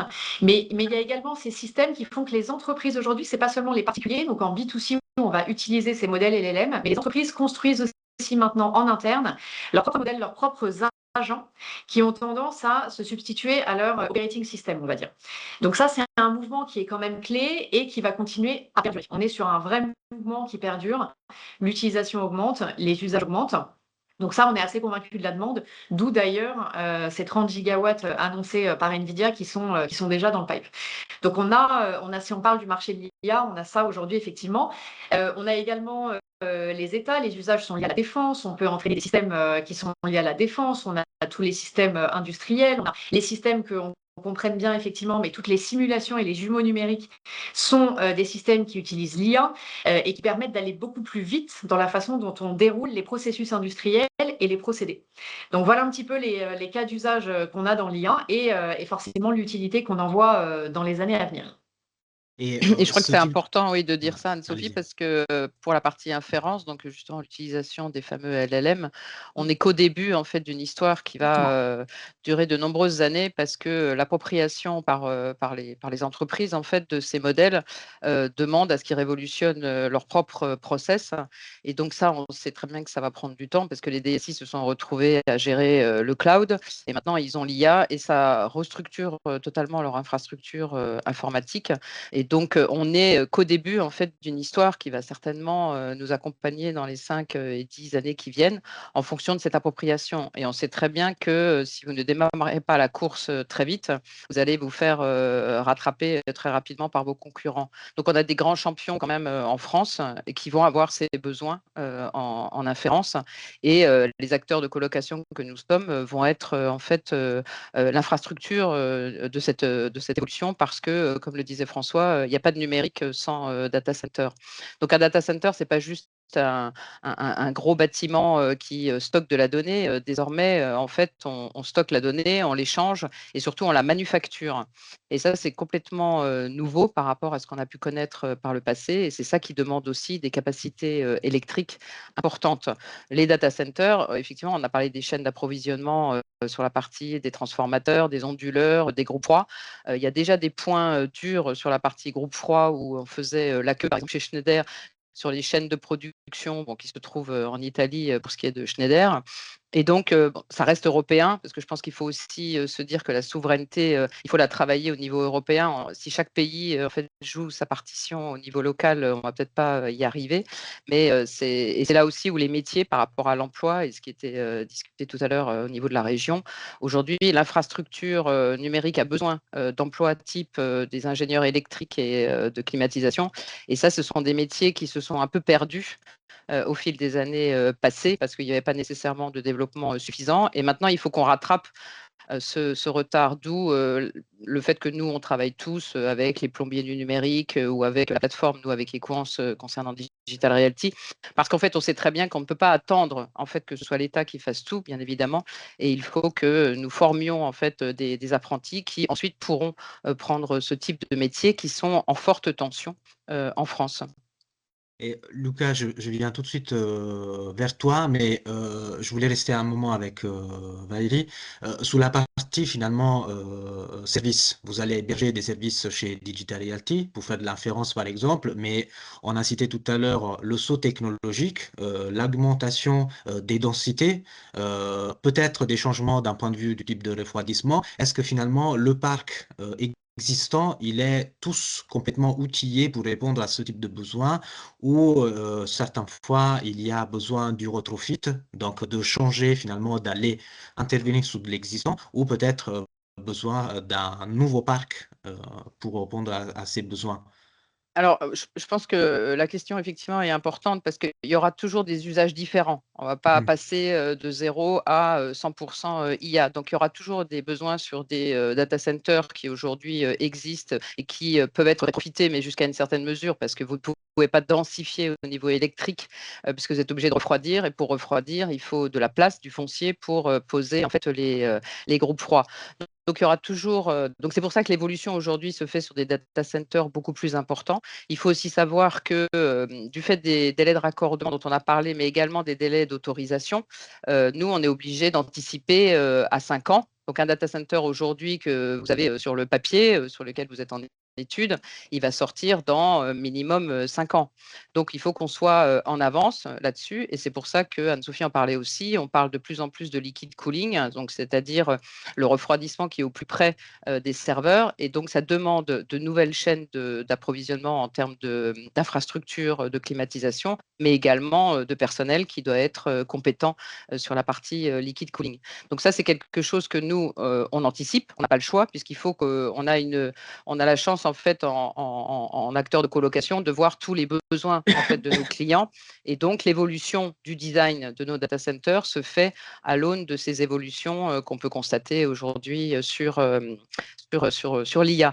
Ce que je voudrais dire aussi, c'est qu'en France, et ça, je crois que c'est Lucas qui en parlait, par rapport à l'acceptabilité des populations locales, c'est très important. Et on a en France une réglementation qui est très stricte au niveau environnemental, qui n'est pas du tout la même aux États-Unis. Et c'est pour ça que les populations aujourd'hui se rebellent. Il y a aussi le coût de l'électricité qui en France est plutôt avec un financement qui est fait directement par les acteurs de data center pour une grosse majorité. Et ça ne vient pas obérer en fait le prix de l'électricité ou les coûts du TURP il ne faut pas, en tout cas, c'est le souhait qui est fait par RTE et la Creux, et c'est bien normal. Mais voilà, donc on a une réglementation qui est très importante, hein, les arrêtés préfectoraux d'exploitation auxquels nous sommes soumis. Du fait qu'on utilise des groupes électrogènes, du fait qu'on émet du bruit, donc on doit respecter certains seuils, du fait qu'on a des batteries dans nos data centers. En fait, l'ensemble de cette réglementation est très stricte et les data centers ne viennent pas s'implanter comme ça au petit bonheur la chance avec un irrespect de l'ensemble de ces réglementations qui sont claires et respectées par les principaux acteurs de data center en France. Et c'est important de le dire. Voilà, je pense qu'il n'y a pas assez de communication qui est faite par les préfectures pour expliquer en fait que en France, voilà, pour l'implémentation de sites comme les data centers, il y a une réglementation très stricte à respecter, dont d'ailleurs on démarre par la demande d'agrément dont on a parlé tout à l'heure avec le SDRIF, qui en fait met les data centers dans un corner quand même. Il faut avouer qu'en urbanisme, on est traité comme des entrepôts, alors qu'en taxe locale, on est plutôt industrie. Donc, il y a aussi, en fait, pour moi, c'est l'industrie de demain, le data center.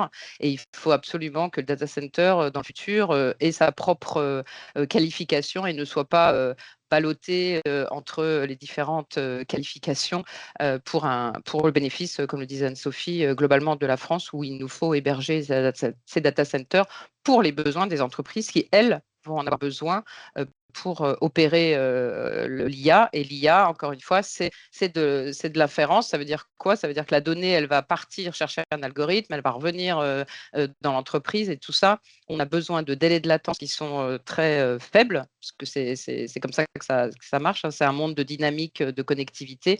Et tous ces flux de données coûtent également de l'argent pour les entreprises. Donc, le plus elles sont proches en fait des réseaux pour ces échanges de données, le mieux elles se portent au niveau de leur propre rentabilité, puisque ce qu'elles vont chercher avec l'IA, c'est de la productivité.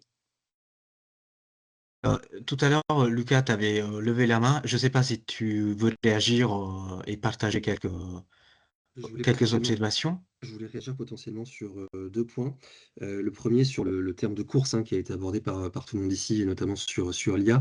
Et pour le mettre en relief, finalement, de la course qu'on retrouve aussi, et je pense que c'est important de le dire par rapport à l'audience, mais qu'on retrouve aussi du point de vue des États membres, finalement, européens, qui, entre guillemets, aussi se livrent à une course en termes de réglementation ou de politique d'attractivité autour des data centers. Alors effectivement, hein, on a des velléités européennes depuis plusieurs années d'encadrement plus homogène du secteur, notamment sur le plan de la transparence environnementale, mais avec finalement des dynamiques contradictoires de politique très nationale d'attractivité de l'autre côté. Donc quand on parlait, notamment en introduction, je pense que c'était Madame Avenel, du projet de loi simplification qui a été adopté cette semaine, il faut vraiment le voir aussi dans un tout où on a en Allemagne des politiques extrêmement dynamiques ou proactives, consistant à attirer des investissements en termes de data center et à tripler, voire quadrupler les capacités de calcul à horizon 2030. La même chose dans d'autres États membres. Et donc, voilà, il faut aussi, pour relativiser l'impression qu'il pourrait de dire en France on accélère, etc. Oui, mais en fait, on n'est pas les seuls à sprinter, quelque part, il y a vraiment tout le peloton qui est à nos fesses, entre guillemets. Et en tout cas, voilà, on n'est pas du tout, enfin, si on poursuit l'analogie, c'est pas du tout un gage d'être les premiers sur la ligne d'arrivée, entre guillemets. Et c'est vraiment une tendance générale qu'on constate en Europe. Et le deuxième point sur lequel je voulais rapidement réagir, sur ce qu'a pu dire Valérie juste précédemment, sur la réglementation très stricte et les agréments en préfecture, etc. C'est aussi, je pense, un point important à relever par rapport à ce qui se passe aux US, hein, et où effectivement on voit maintenant ces dynamiques de, non pas de contestation, mais vraiment de conflits presque, hein, très durs qui peuvent survenir. C'est qu'en France, on a quand même, alors, il peut être critiqué, il peut être perfectible, voilà, mais cette procédure très formalisée de bout en bout, que probablement les industriels trouvent déjà trop longue, mais où à chaque phase, ou dans beaucoup de phases, on a des procédures d'ouverture au public aussi. Alors évidemment, là aussi, on peut critiquer parfait, pas parfait, mais c'est aussi des choses qu'on ne retrouve pas forcément aux États-Unis.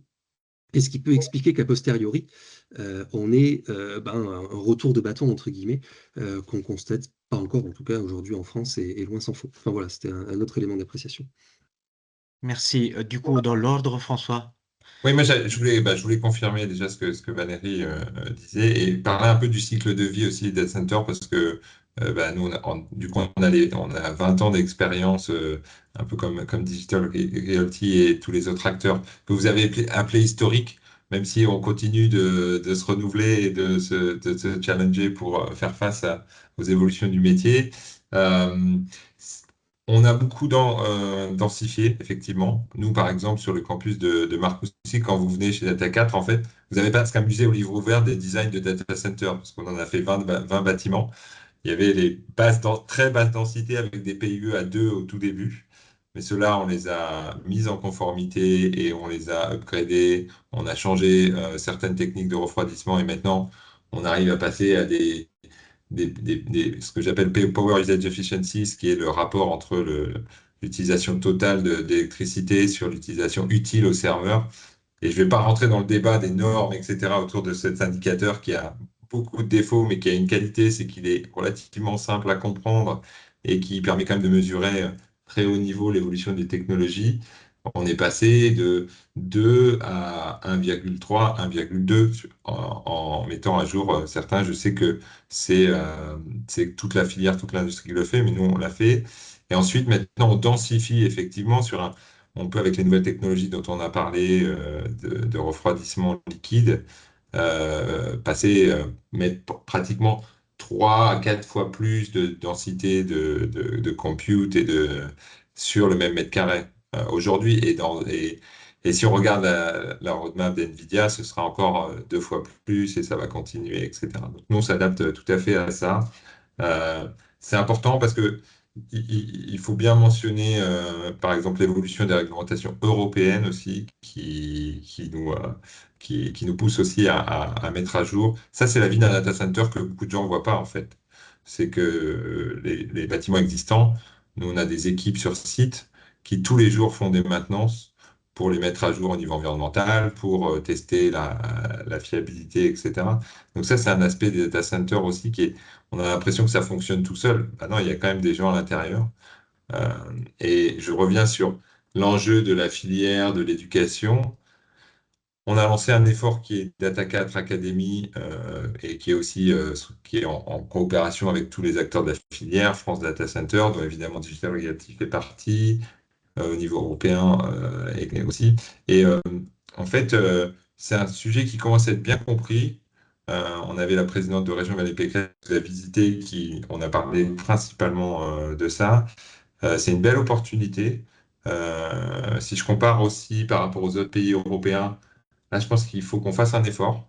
Peut-être les filières, notamment des métiers du data center en France, ont besoin d'être développés. Et je suis assez d'accord, on a la responsabilité en tant qu'acteur du secteur d'initier cet effort et d'aider un peu les services de l'État à identifier les métiers qui vont être importants pour justement structurer des filières. Donc, je suis assez positif là-dessus, mais il y a une énorme opportunité. Merci beaucoup. Et quelques mots pour compléter. Anne-Sophie. Oui, je voulais compléter juste pour prendre la suite sur la partie rétrofit et également aménagement du territoire. Je pense que c'est important. On a peut-être un point un tout petit peu différent de la partie data center plus colocation aujourd'hui. Quand je parlais des puces NVIDIA, donc les puces NVIDIA aujourd'hui, les GPU qui sont mis sur le marché vont avoir des caractéristiques techniques qui vont évoluer en moyenne entre 6 mois et 1 an. Ça veut dire qu'à chaque nouvelle annonce, leur PDG de Jensen, on va se dire il faut des nouvelles spécifications techniques qui vont encadrer la façon dont on construit finalement ce qui va entourer les futures machines. Donc nous, c'est notre métier, hein. On construit tout ce qui entoure les futures machines et qui permet de les héberger et de les faire fonctionner. Donc les systèmes qui vont refroidir, les approvisionnements électriques, mais ça veut dire que tous les 6 à 12 mois, ces systèmes changent pour accueillir justement des puces et des GPU qui vont avoir une densité de plus en plus forte au niveau des racks. Donc la partie rétrofit, en tous les cas, un acteur comme Eclarion aujourd'hui, c'est pensé dès le début de la conception, où en fait on a en tête que tous les 5 ans, nos sites soient entièrement rétrofités, parce que de toute façon, on sait que ça ne correspondra plus aux normes du marché et des puces qu'on va héberger sur site. Donc ça, c'est vraiment un point qui est assez clé et qu'il faut comprendre aussi. Et dans les enjeux pour les territoires, c'est quelque chose aussi à prendre en compte, puisque ce n'est pas des bâtiments qu'on va laisser là ou qui vont finalement ne plus trouver forcément l'intérêt qu'on va avoir avec le temps, mais qui vont être rétrofités en permanence, renouvelés pour accueillir les nouvelles technologies. Donc ça, c'est un point qui est important. Et je voyais passer une question rapidement sur la partie friche industrielle. C'est aussi quelque chose qui est pertinent, je le mentionnais au démarrage, mais le réemploi des friches industrielles, le retravail de tous ces sites, c'est effectivement clé aujourd'hui dans les développements des data centers. En général, la puissance électrique est plus ou moins à disposition, les emplois étaient présents, et je pense que ça fait une bonne transition aussi peut-être sur les emplois et comment on peut travailler ça dans les territoires. J'avais une question sur voilà, cette dernière partie de cycle de vie des équipements techniques. Vous visez pas aussi un enjeu lié à une économie circulaire, à une filière sur la révalorisation, voilà, réemploi de matériaux, parce que finalement, on sait très bien que les équipements techniques ont un temps de vie limité. Avant, c'était un peu plus, mais là, ça devient vraiment très contraignant, quoi, surtout pour les entreprises qui déploient ces solutions, parce que vous l'avez dit, vous êtes plutôt à l'extérieur. Voilà. Mais ce qui est à l'intérieur, vous suivez un peu ça ou pas? Je réponds juste après, je laisserai peut-être Valérie, mais ce qu'il y a à l'intérieur, nous, ne nous appartient pas. Donc, c'est aux Oui. clients. C'est les puces des clients. Et les puces, très sincèrement, au bout de 5 ans aujourd'hui, avec les puces qu'on a sur le marché, elles seront grillées. Donc, je pense qu'il n'y aura pas grand-chose à en tirer. Par contre, sur tout le reste, effectivement, c'est des chaînes qu'on a mis en place. On travaille avec des personnes qui travaillent justement au recyclage de tous ces produits et en particulier de tout ce qui va être électrique autour. Voilà. Donc, autour, il y a un enjeu. À l'intérieur, je pense que l'enjeu est relativement moindre. Madame Morel, Valérie. Alors juste, oui, parce que c'est un vrai sujet, la circularité. Donc ça, c'est quelque chose qu'on fait, nous, par exemple, avec Schneider. Mais si vous voulez, l'enjeu, il est massif, hein, et donc c'est un travail de longue haleine. Donc on travaille déjà sur des sujets comme ça pour les onduleurs. Et donc c'est un chemin qui existe, mais qui voilà, va être relativement long. Et puis j'ai vu qu'il y avait une question là sur est-ce qu'on ne pourrait pas faire les data centers en souterrain. En fait, non, parce que en fait, nos groupes froids, donc qui permettent encore une fois le refroidissement, et puis on a dit tout à l'heure qu'on n'utilisait pas d'eau, mais on utilise en revanche la frigorie de l'air. Pourquoi? Parce que ça nous permet en fait d'utiliser la frigorie de l'air plutôt que d'utiliser l'électricité pour faire tourner les compresseurs. En revanche, un groupe froid, c'est pour ça qu'ils sont toujours en extérieur, soit en toiture, soit sur le foncier, mais plus souvent en toiture, parce que pour optimiser encore une fois la densité du foncier, ils ont besoin de respirer. Donc c'est ce qu'on appelle la SLD. Donc c'est toutes des études en fait de flux d'air. Et donc si vous mettez tout ça en souterrain, ça ne respire pas, et donc ça ne peut pas fonctionner. En tout cas, l'état de l'art aujourd'hui technique n'est pas celui-là.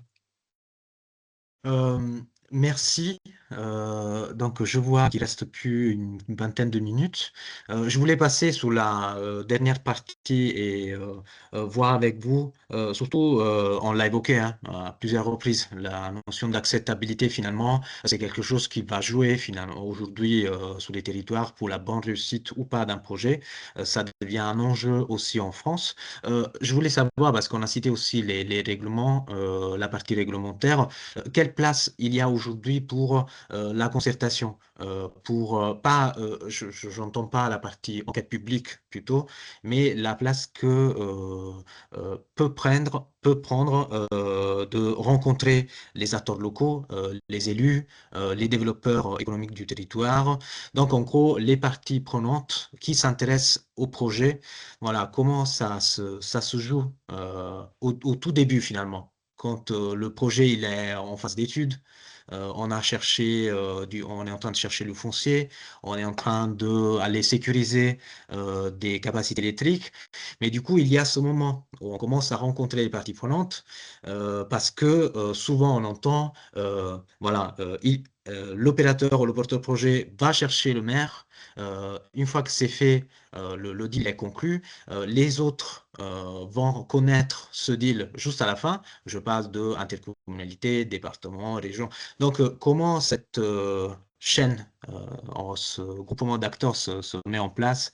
Voilà, comment ces discours se construisent. C'est Il y intéressant. a François qui lève la main, je vais le laisser parler, Ouais, après en je fait, moi, compléterai. moi, Bon courage. je voulais répondre quasiment au début de la question, c'est capital en fait. Tout se passe au début. Si vous voulez que le projet se passe bien, il n'y a pas d'autre solution que d'expliquer ce que c'est qu'un data center déjà aux instances locales, aux communautés locales. Ça a quand même bien aidé le sommet de l'IA l'année dernière pour vulgariser les data centers. Parce que franchement, avant l'année dernière, bon, ici on est plutôt sur un panel qui connaît le secteur. euh, Beaucoup de gens avaient beaucoup de mythes sur les data centers, et je reviens sur ce qu'a dit Lucas, qui étaient importés majoritairement des US avec des conceptions qui étaient complètement, euh, parfois pas les bonnes. On ne va pas revenir sur l'eau parce qu'effectivement, les data centers, notamment en France, ne consomment pas beaucoup d'eau, hein.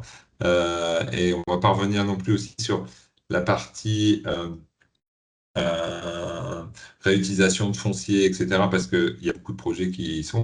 Je pense que il y a aussi un point qui est très important, c'est les fameux générateurs de secours qui aussi ne sont pas bien compris, par exemple. Donc nous, ce qu'on fait chez Data 4, c'est vital.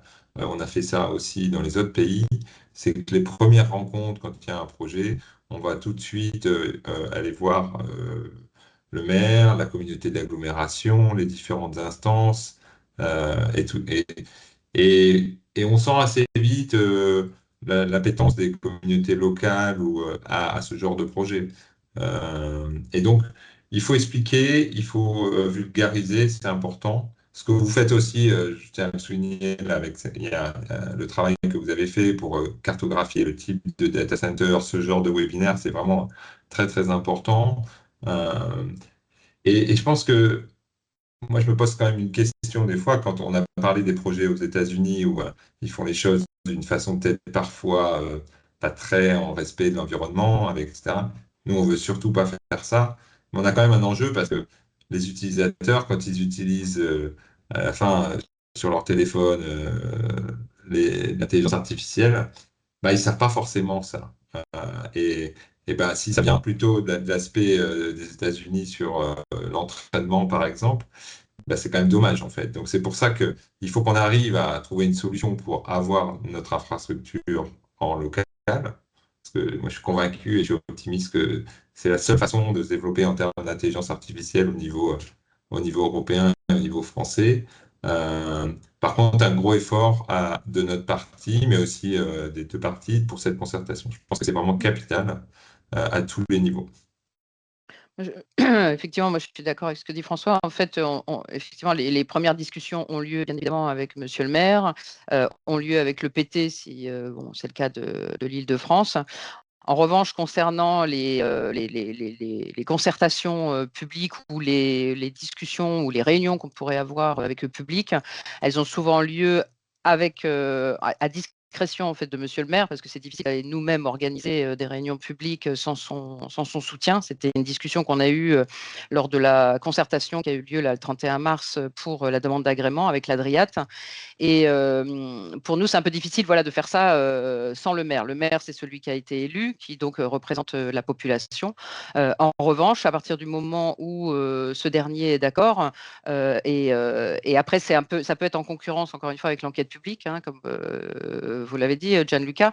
Donc, il faut faire attention aussi à ce qu'on dit et dans quel tempo on le fait par rapport à la réglementation qui veut qu'il y ait une enquête publique.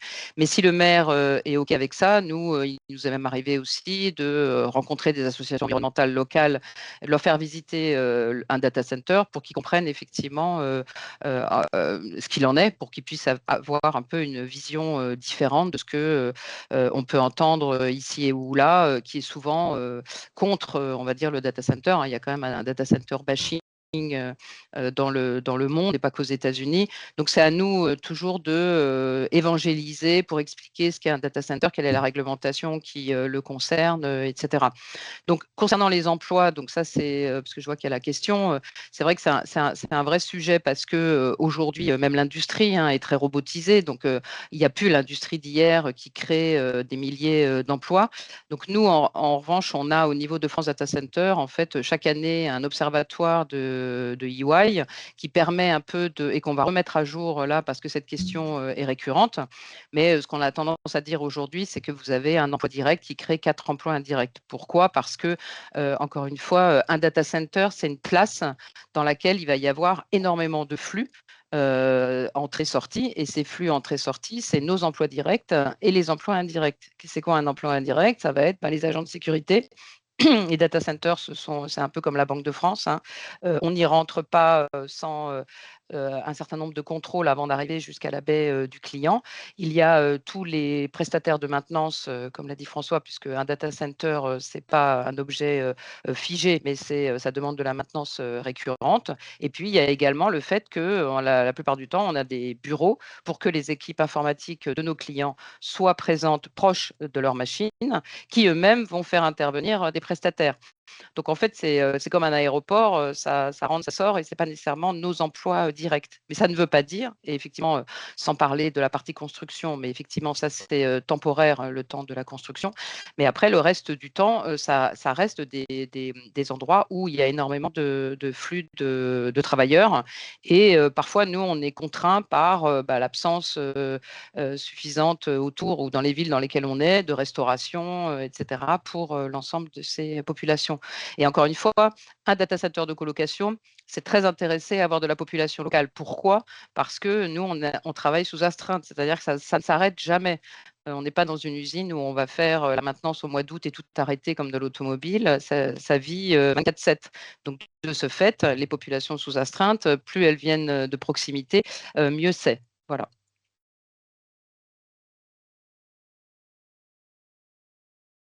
Sophie, j'ai vu que vous avez levé la main. C'était pas grand-chose à ajouter parce que tout à fait aligné avec ce que Valérie vient de dire.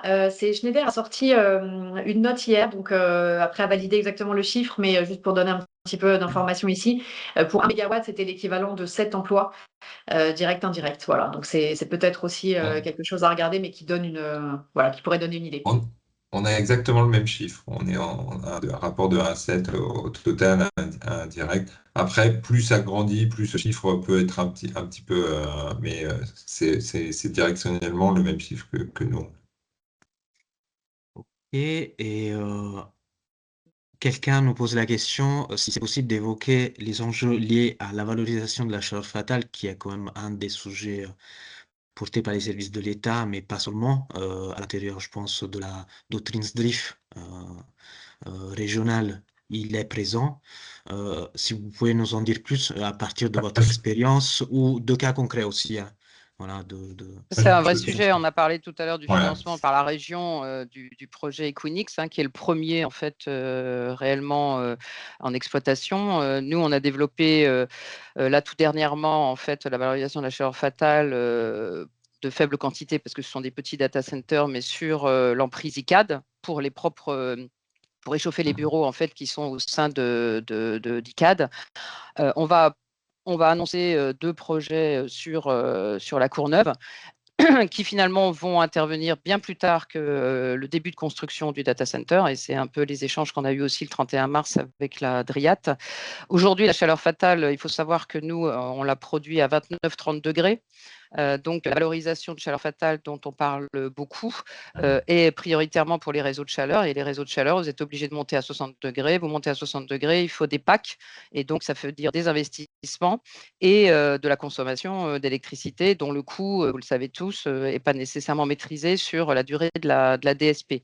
Et il faut bien évidemment que ce réseau de chaleur ne soit pas trop loin. Parce que si vous êtes trop loin et si vous faites un piping de plusieurs kilomètres, on dit toujours qu'au-delà de 3 kilomètres, ça n'a plus aucun intérêt, puisqu'en fait, vous aurez de la déperdition de température également.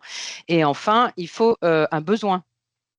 Et quand on est dans des zones urbaines qui sont déjà très urbanisées, avec des réseaux de chaleur qui eux-mêmes ont déjà signé des DSP avec des engagements j'appelle ça greenitude, donc avec soit de la géothermie, soit de la biomasse, nous, on se rend compte quand on arrive sur des fonciers que le besoin finalement du réseau de chaleur est très, très faible. Donc, valoriser la chaleur fatale, comme on nous la demande, c'est des analyses qu'on fait systématiquement désormais, mais l'alignement des planètes est tellement complexe, que ce soit au niveau technique, comme je viens de l'expliquer, ou au niveau financier, du fait des coûts des packs à installer, et également parfois discriminant en fait pour l'implémentation de ces réseaux de chaleur. Donc, par exemple, nous à la Courneuve, là, c'est le fait qu'il y ait un nouveau quartier qui soit en phase d'aménagement va nous permettre seulement maintenant, sur un site qui a ouvert quand même en 2011, donc vous voyez, il y a quand même un certain nombre d'années, d'aller créer en fait une liaison avec le réseau de chaleur qui va être positionné en proximité de notre data center pour valoriser cette chaleur fatale. Donc, c'est très compliqué, c'est pas un yaka faucon, c'est des éléments d'études qui sont assez longs. Donc, c'est très compliqué de se positionner dès la demande d'agrément. Et donc, ça, c'est un sujet dont j'ai fait part lors de la consultation. Et d'ailleurs, la Dryat évolue aussi en disant, bon, il est possible que cela ne puisse se faire au moment en fait, où vous construisez votre data center, mais faites les réservations nécessaires, c'est-à-dire le piping, les échangeurs, les prévoir la place des échangeurs en toiture, de telle sorte à ce que si demain, ou si dans 5 ans, dans 10 ans, il y a des besoins au niveau des réseaux de chaleur, le sujet ne soit pas impossible, on va dire, techniquement. Voilà. Et si je peux rebondir sur ce que Valérie dit et confirmer, on a fait des études similaires dans le sud de Paris à Marcoussis pour se connecter au centre national d'entraînement de rugby, par exemple, mais il a 4,5 km. Et donc Valérie avait dit 3 km, donc ça, effectivement, ça n'avait pas d'intérêt technique. On a vraiment envie de le faire, on est souvent confronté à la physique, parce qu'effectivement, un data center, ça ne produit pas de la chaleur, de la vapeur à haute pression comme une centrale nucléaire, c'est plutôt effectivement une eau un peu à 30, 40 degrés en fonction des régimes d'opération. Les nouvelles technologies pourront potentiellement aider parce qu'on sera sur des régimes d'eau qui sortiront, qui seront plus élevés. On se rapprochera des 60 degrés dont parlait Valérie. De notre côté, sur les nouveaux projets, c'est toujours plus simple, effectivement. Nous, on est en train de développer un data center à Nausée où il se trouve qu'il y a un développement d'un quartier juste à côté avec un réseau de chaleur. Donc là, on va pouvoir se connecter. On a la même chose à Francfort où il se trouve que la municipalité avait prévu une centrale de chauffage urbain aussi juste à côté. Donc on peut se connecter. Mais la faisabilité technico-économique de ces projets reste compliquée. Il faut innover. On a fait des partenariats, Data4 a fait un partenariat avec l'Université de Paris-Saclay sur lequel on est pour développer des nouvelles façons d'utiliser la chaleur, notamment avec des startups. Alors, on a lancé l'année dernière ce qu'on appelle le décès biocirculaire où on devient producteur d'algues sur un site de data center. Donc là, on va quand même un peu plus loin que notre métier de base pour réutiliser la chaleur.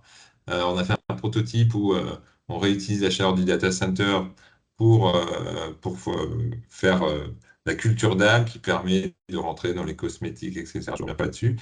Qui a l'avantage, ce projet, il n'est pas dépendant des utilisateurs comme des habitations ou d'autres industriels, etc.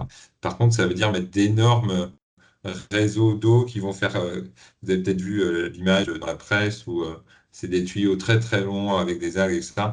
bon, on reste quand même un data center avec des ordinateurs au départ.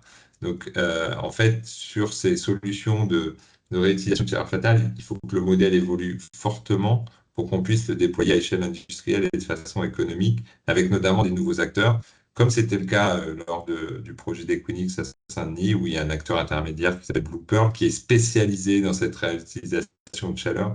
Donc, je pense que si on veut vraiment développer ces solutions, il faut qu'il y ait à la fois les utilisateurs, les data centers et une filière presque à part entière qui se développe avec des nouvelles technologies. Et ça prend du temps.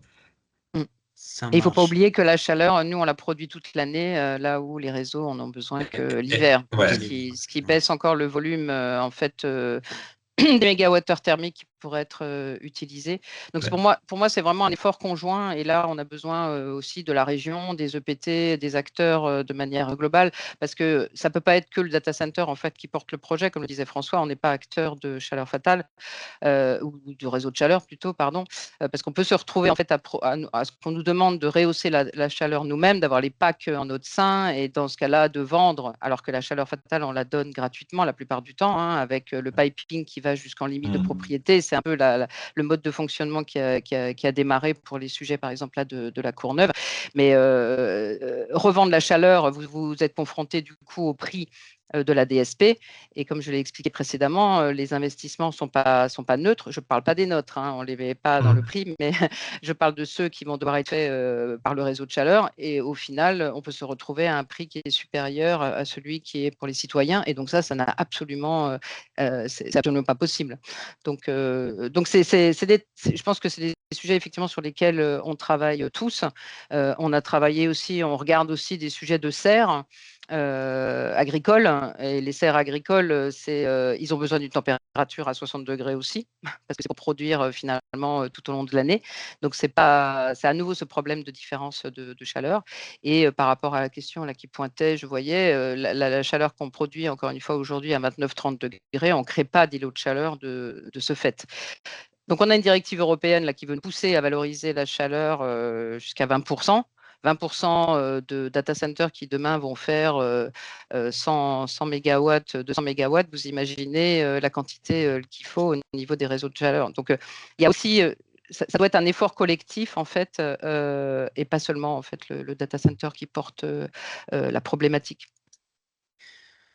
Merci beaucoup. Je vois qu'on arrive presque à la fin. Du coup, je voulais en profiter pour vous repartager à nouveau le programme complet du cycle de webinaire, parce que j'ai vu quand même beaucoup de questions et de recherches d'approfondissement sur certains thèmes. Il faut bien se rappeler, et j'ai vu Thomas, directeur de l'AREC, Thomas Merdanger, que l'a rappelé, mais par exemple, les enjeux liés à la régulation de chaleur fatale sont évoqués probablement dans la session numéro 2, qui va traiter les enjeux énergétiques, probablement aussi une partie sur la séance numéro 5, mais j'ai vu aussi des questions concernant le développement territorial. Félix s'occupe d'animer la séance numéro 4, intégrer les data centers au développement territorial. Et moi, je vais co-animer les restantes sessions, donc la partie 3, sur laquelle on va parler de modèles différents, desquels on a moins parlé aujourd'hui, de petits data centers aux data centers de proximité, qui est un autre encore segment de la filière, et surtout comment ce type d'objet communique avec la ville, se met au service, par exemple, des smart cities, des modèles smart cities, et une dernière qui sera entièrement en anglais, qui va être réalisé avec des partenaires internationaux de l'Institut. On a essayé d'avoir un panel un peu différencié, mais probablement on aura des représentants de Londres, de Francfort, de Milan, aussi d'acteurs que, comme l'Institut Paris-Légion, font de la recherche surtout territorialisée à l'échelle européenne. Voilà, donc vous aurez quand même un développement beaucoup plus approfondi au sein de de chaque séance. Donc, je ne sais pas si peut-être Lucas avait des mots de conclusion par rapport à les thèmes sur lesquels il travaille, ou si quelqu'un parmi les opérateurs avait surtout quelques mots sur le futur, voilà, sur où vont, quels thèmes sont abordés demain, dans 5 ans, dans 10 ans, si on peut avoir déjà un imaginaire, voilà, mais c'est un peu ça pour conclure. Il ne reste plus que 4 minutes. Voilà. Moi, je peux prendre quelques secondes, mais conclusion, ça serait ardu à établir. Non, mais de toute façon, le webinaire d'aujourd'hui participe vraiment de cette dynamique, ça a été dit, d'approfondissement et de pédagogie, et ça, c'est extrêmement vertueux et salutaire. Je pense que, effectivement, le sommet sur l'IA l'année dernière, ayant mis un coup de projecteur sur le data center, participe vraiment de cette montée en compétence sur le sujet et de ce besoin de montée en compétence qui est réel aussi du point de vue des collectivités territoriales. Donc, bravo à vous pour ça. Et puis, finalement, vu qu'on est quand même sur des enjeux très locaux, là on rentre avec les élections municipales et le troisième tour intercommunal qui est derrière nous dans un nouveau cycle finalement, et qui va être pour le coup très propice pour réinitialiser cette discussion entre acteurs du data center et collectivités sur une démarche d'information bien sentie. Et c'est là où finalement votre cycle de webinaire au niveau de la région Île-de-France prend tout son sens et gagnerait, j'imagine, à être développé aussi dans d'autres régions si c'est pas déjà le cas. Merci beaucoup. Je pense qu'il faut, on peut conclure par une note super positive, hein, c'est que, encore une fois, on est dans la course. Effectivement, avec le sommet IA et les 109 milliards annoncés, bon, il y a peut-être aussi là un tri à faire, puisque vous avez vu que Fluidstack, qui avait annoncé 10 milliards, donc a fini par décider de partir aux États-Unis. Donc, il faut faire aussi attention à toutes ces annonces. Mais pour moi, en fait, la dynamique, elle est là. On a déjà en France et en notre sein des acteurs de qualité, une réglementation de qualité, des hubs de qualité, des acteurs de qualité, puisqu'on a beaucoup parlé de Mistral. Donc, entre guillemets, il n'y a plus qu'à. Ouais, Il faudrait faire un j'allais webinaire de ce type tous les ans pour faire un update, parce que je pense qu'effectivement, on est qu'au début d'une longue route qui va nous emmener sur les 10 prochaines années. Et en tant que Français qui a travaillé dans l'industrie pendant 20 ans dans plusieurs pays, je pense qu'il n'y a jamais eu un contexte aussi favorable au développement de cette industrie en France, avec des impacts positifs, donc je suis très positif là-dessus. Mais il faut le faire de la bonne façon. Il ne faut pas le faire à l'américaine, avec des développements turbines à gaz, etc. Ça, c'est pas ça qu'on doit faire. Donc, et je pense que on a cette conscience collective, et je suis très positif sur la capacité de bénéficier de cet environnement. Voilà. Et merci à vous d'éclairer le débat, parce que c'est très important qu'on ait cette acceptabilité. En fait, s'il n'y a pas de data center, il n'y a pas d'IA, mais s'il n'y a pas d'acceptabilité, il n'y a pas de data center non plus. Et je pense que l'approche que vous avez prise est très bonne et nous aide beaucoup. Donc, merci. Merci, et il ne reste plus que Anne-Sophie, si Oui, un tu le dernier petit partages. mot pour la dernière minute, mais également très enthousiaste et très optimiste par rapport aux années qui sont devant nous. Je crois qu'on est vraiment dans une ère de transformation industrielle, de vraie révolution industrielle quelque part. Énormément de choses vont être à faire. Il y a beaucoup d'usages qui vont être nouveaux, des usages qui vont changer, des transformations fondamentales au niveau des emplois du secteur. Donc, je crois que le seul moyen d'y arriver, c'est tous ensemble, avec des concertations sur tous les acteurs, que ce soit nationaux, que ce soit locaux. Donc, si on avance tous dans la même direction, on va tous vivre quelque chose d'assez enthousiasmant. Merci à vous. Je laisse juste 30 secondes, peut-être Thomas Emerdanger, Oui. si vous bien nous présenter quelques éléments de la prochaine séance. Ça marche. Merci beaucoup, Gianluca. Donc, Thomas Emerdanger, je dirige le département énergie-climat AREC de l'Institut Paris-Région. Donc, les sujets énergie ont été fortement mis en avant lors de ce webinaire, et c'est aussi quelque chose qu'on voit très fréquemment dans la presse. On a parlé de turbines à gaz, même on pourrait parler de nouveaux nucléaires, ce qui se passe dans les dynamiques d'investissement aux États-Unis. En France, on parle d'électricité bas carbone, on a parlé des enjeux de raccordement du réseau électrique, tant le transport que le distribution. On a parlé réseau de chaleur, chaleur fatale, contribution à l'effet d'îlot de chaleur urbain. On a parlé aussi des groupes électrogènes. Juste pour vous dire tout ça, on suit bien ça avec l'Observatoire des data centers, mais aussi avec l'Observatoire énergie gaz à effet de serre en Île-de-France, évidemment, parce que les data centers sont dans les prospectives énergétiques assez conséquentes en Île-de-France. Donc pour vous dire, le prochain webinaire sera le 29 mai matin, donc vous pouvez d'ores et déjà vous inscrire. Le programme est en ligne. On aura les interventions d'RTE, d'Enedis, EDF, Air Parif et Equinix aussi pour compléter le panel des opérateurs de data center. On attend également une confirmation de l'Agence internationale de l'énergie qui suit ces aspects-là. Et pour vous annoncer aussi la publication d'une note rapide sur les enjeux énergétiques pour justement faire le point, montrer les données les données partagées par l'ensemble des acteurs pour montrer et pour un peu désacraliser ou dépassionner un peu les débats. On a pu le voir là lors des élections municipales, des débats sur des data centers avec différents articles dans la presse, etc. Donc la note rapide sera l'occasion de parler des enjeux énergétiques des data centers en Île-de-France. Donc voilà, merci beaucoup Gianluca pour ce petit temps. Merci à toi et merci à tout le monde. Merci aux intervenants et Merci. merci aux personnes qui ont Merci beaucoup. assisté. Au revoir. On se voit après les vacances. Bon week-end à tout le monde. Au Au revoir. revoir. Merci, au revoir. Merci, au revoir.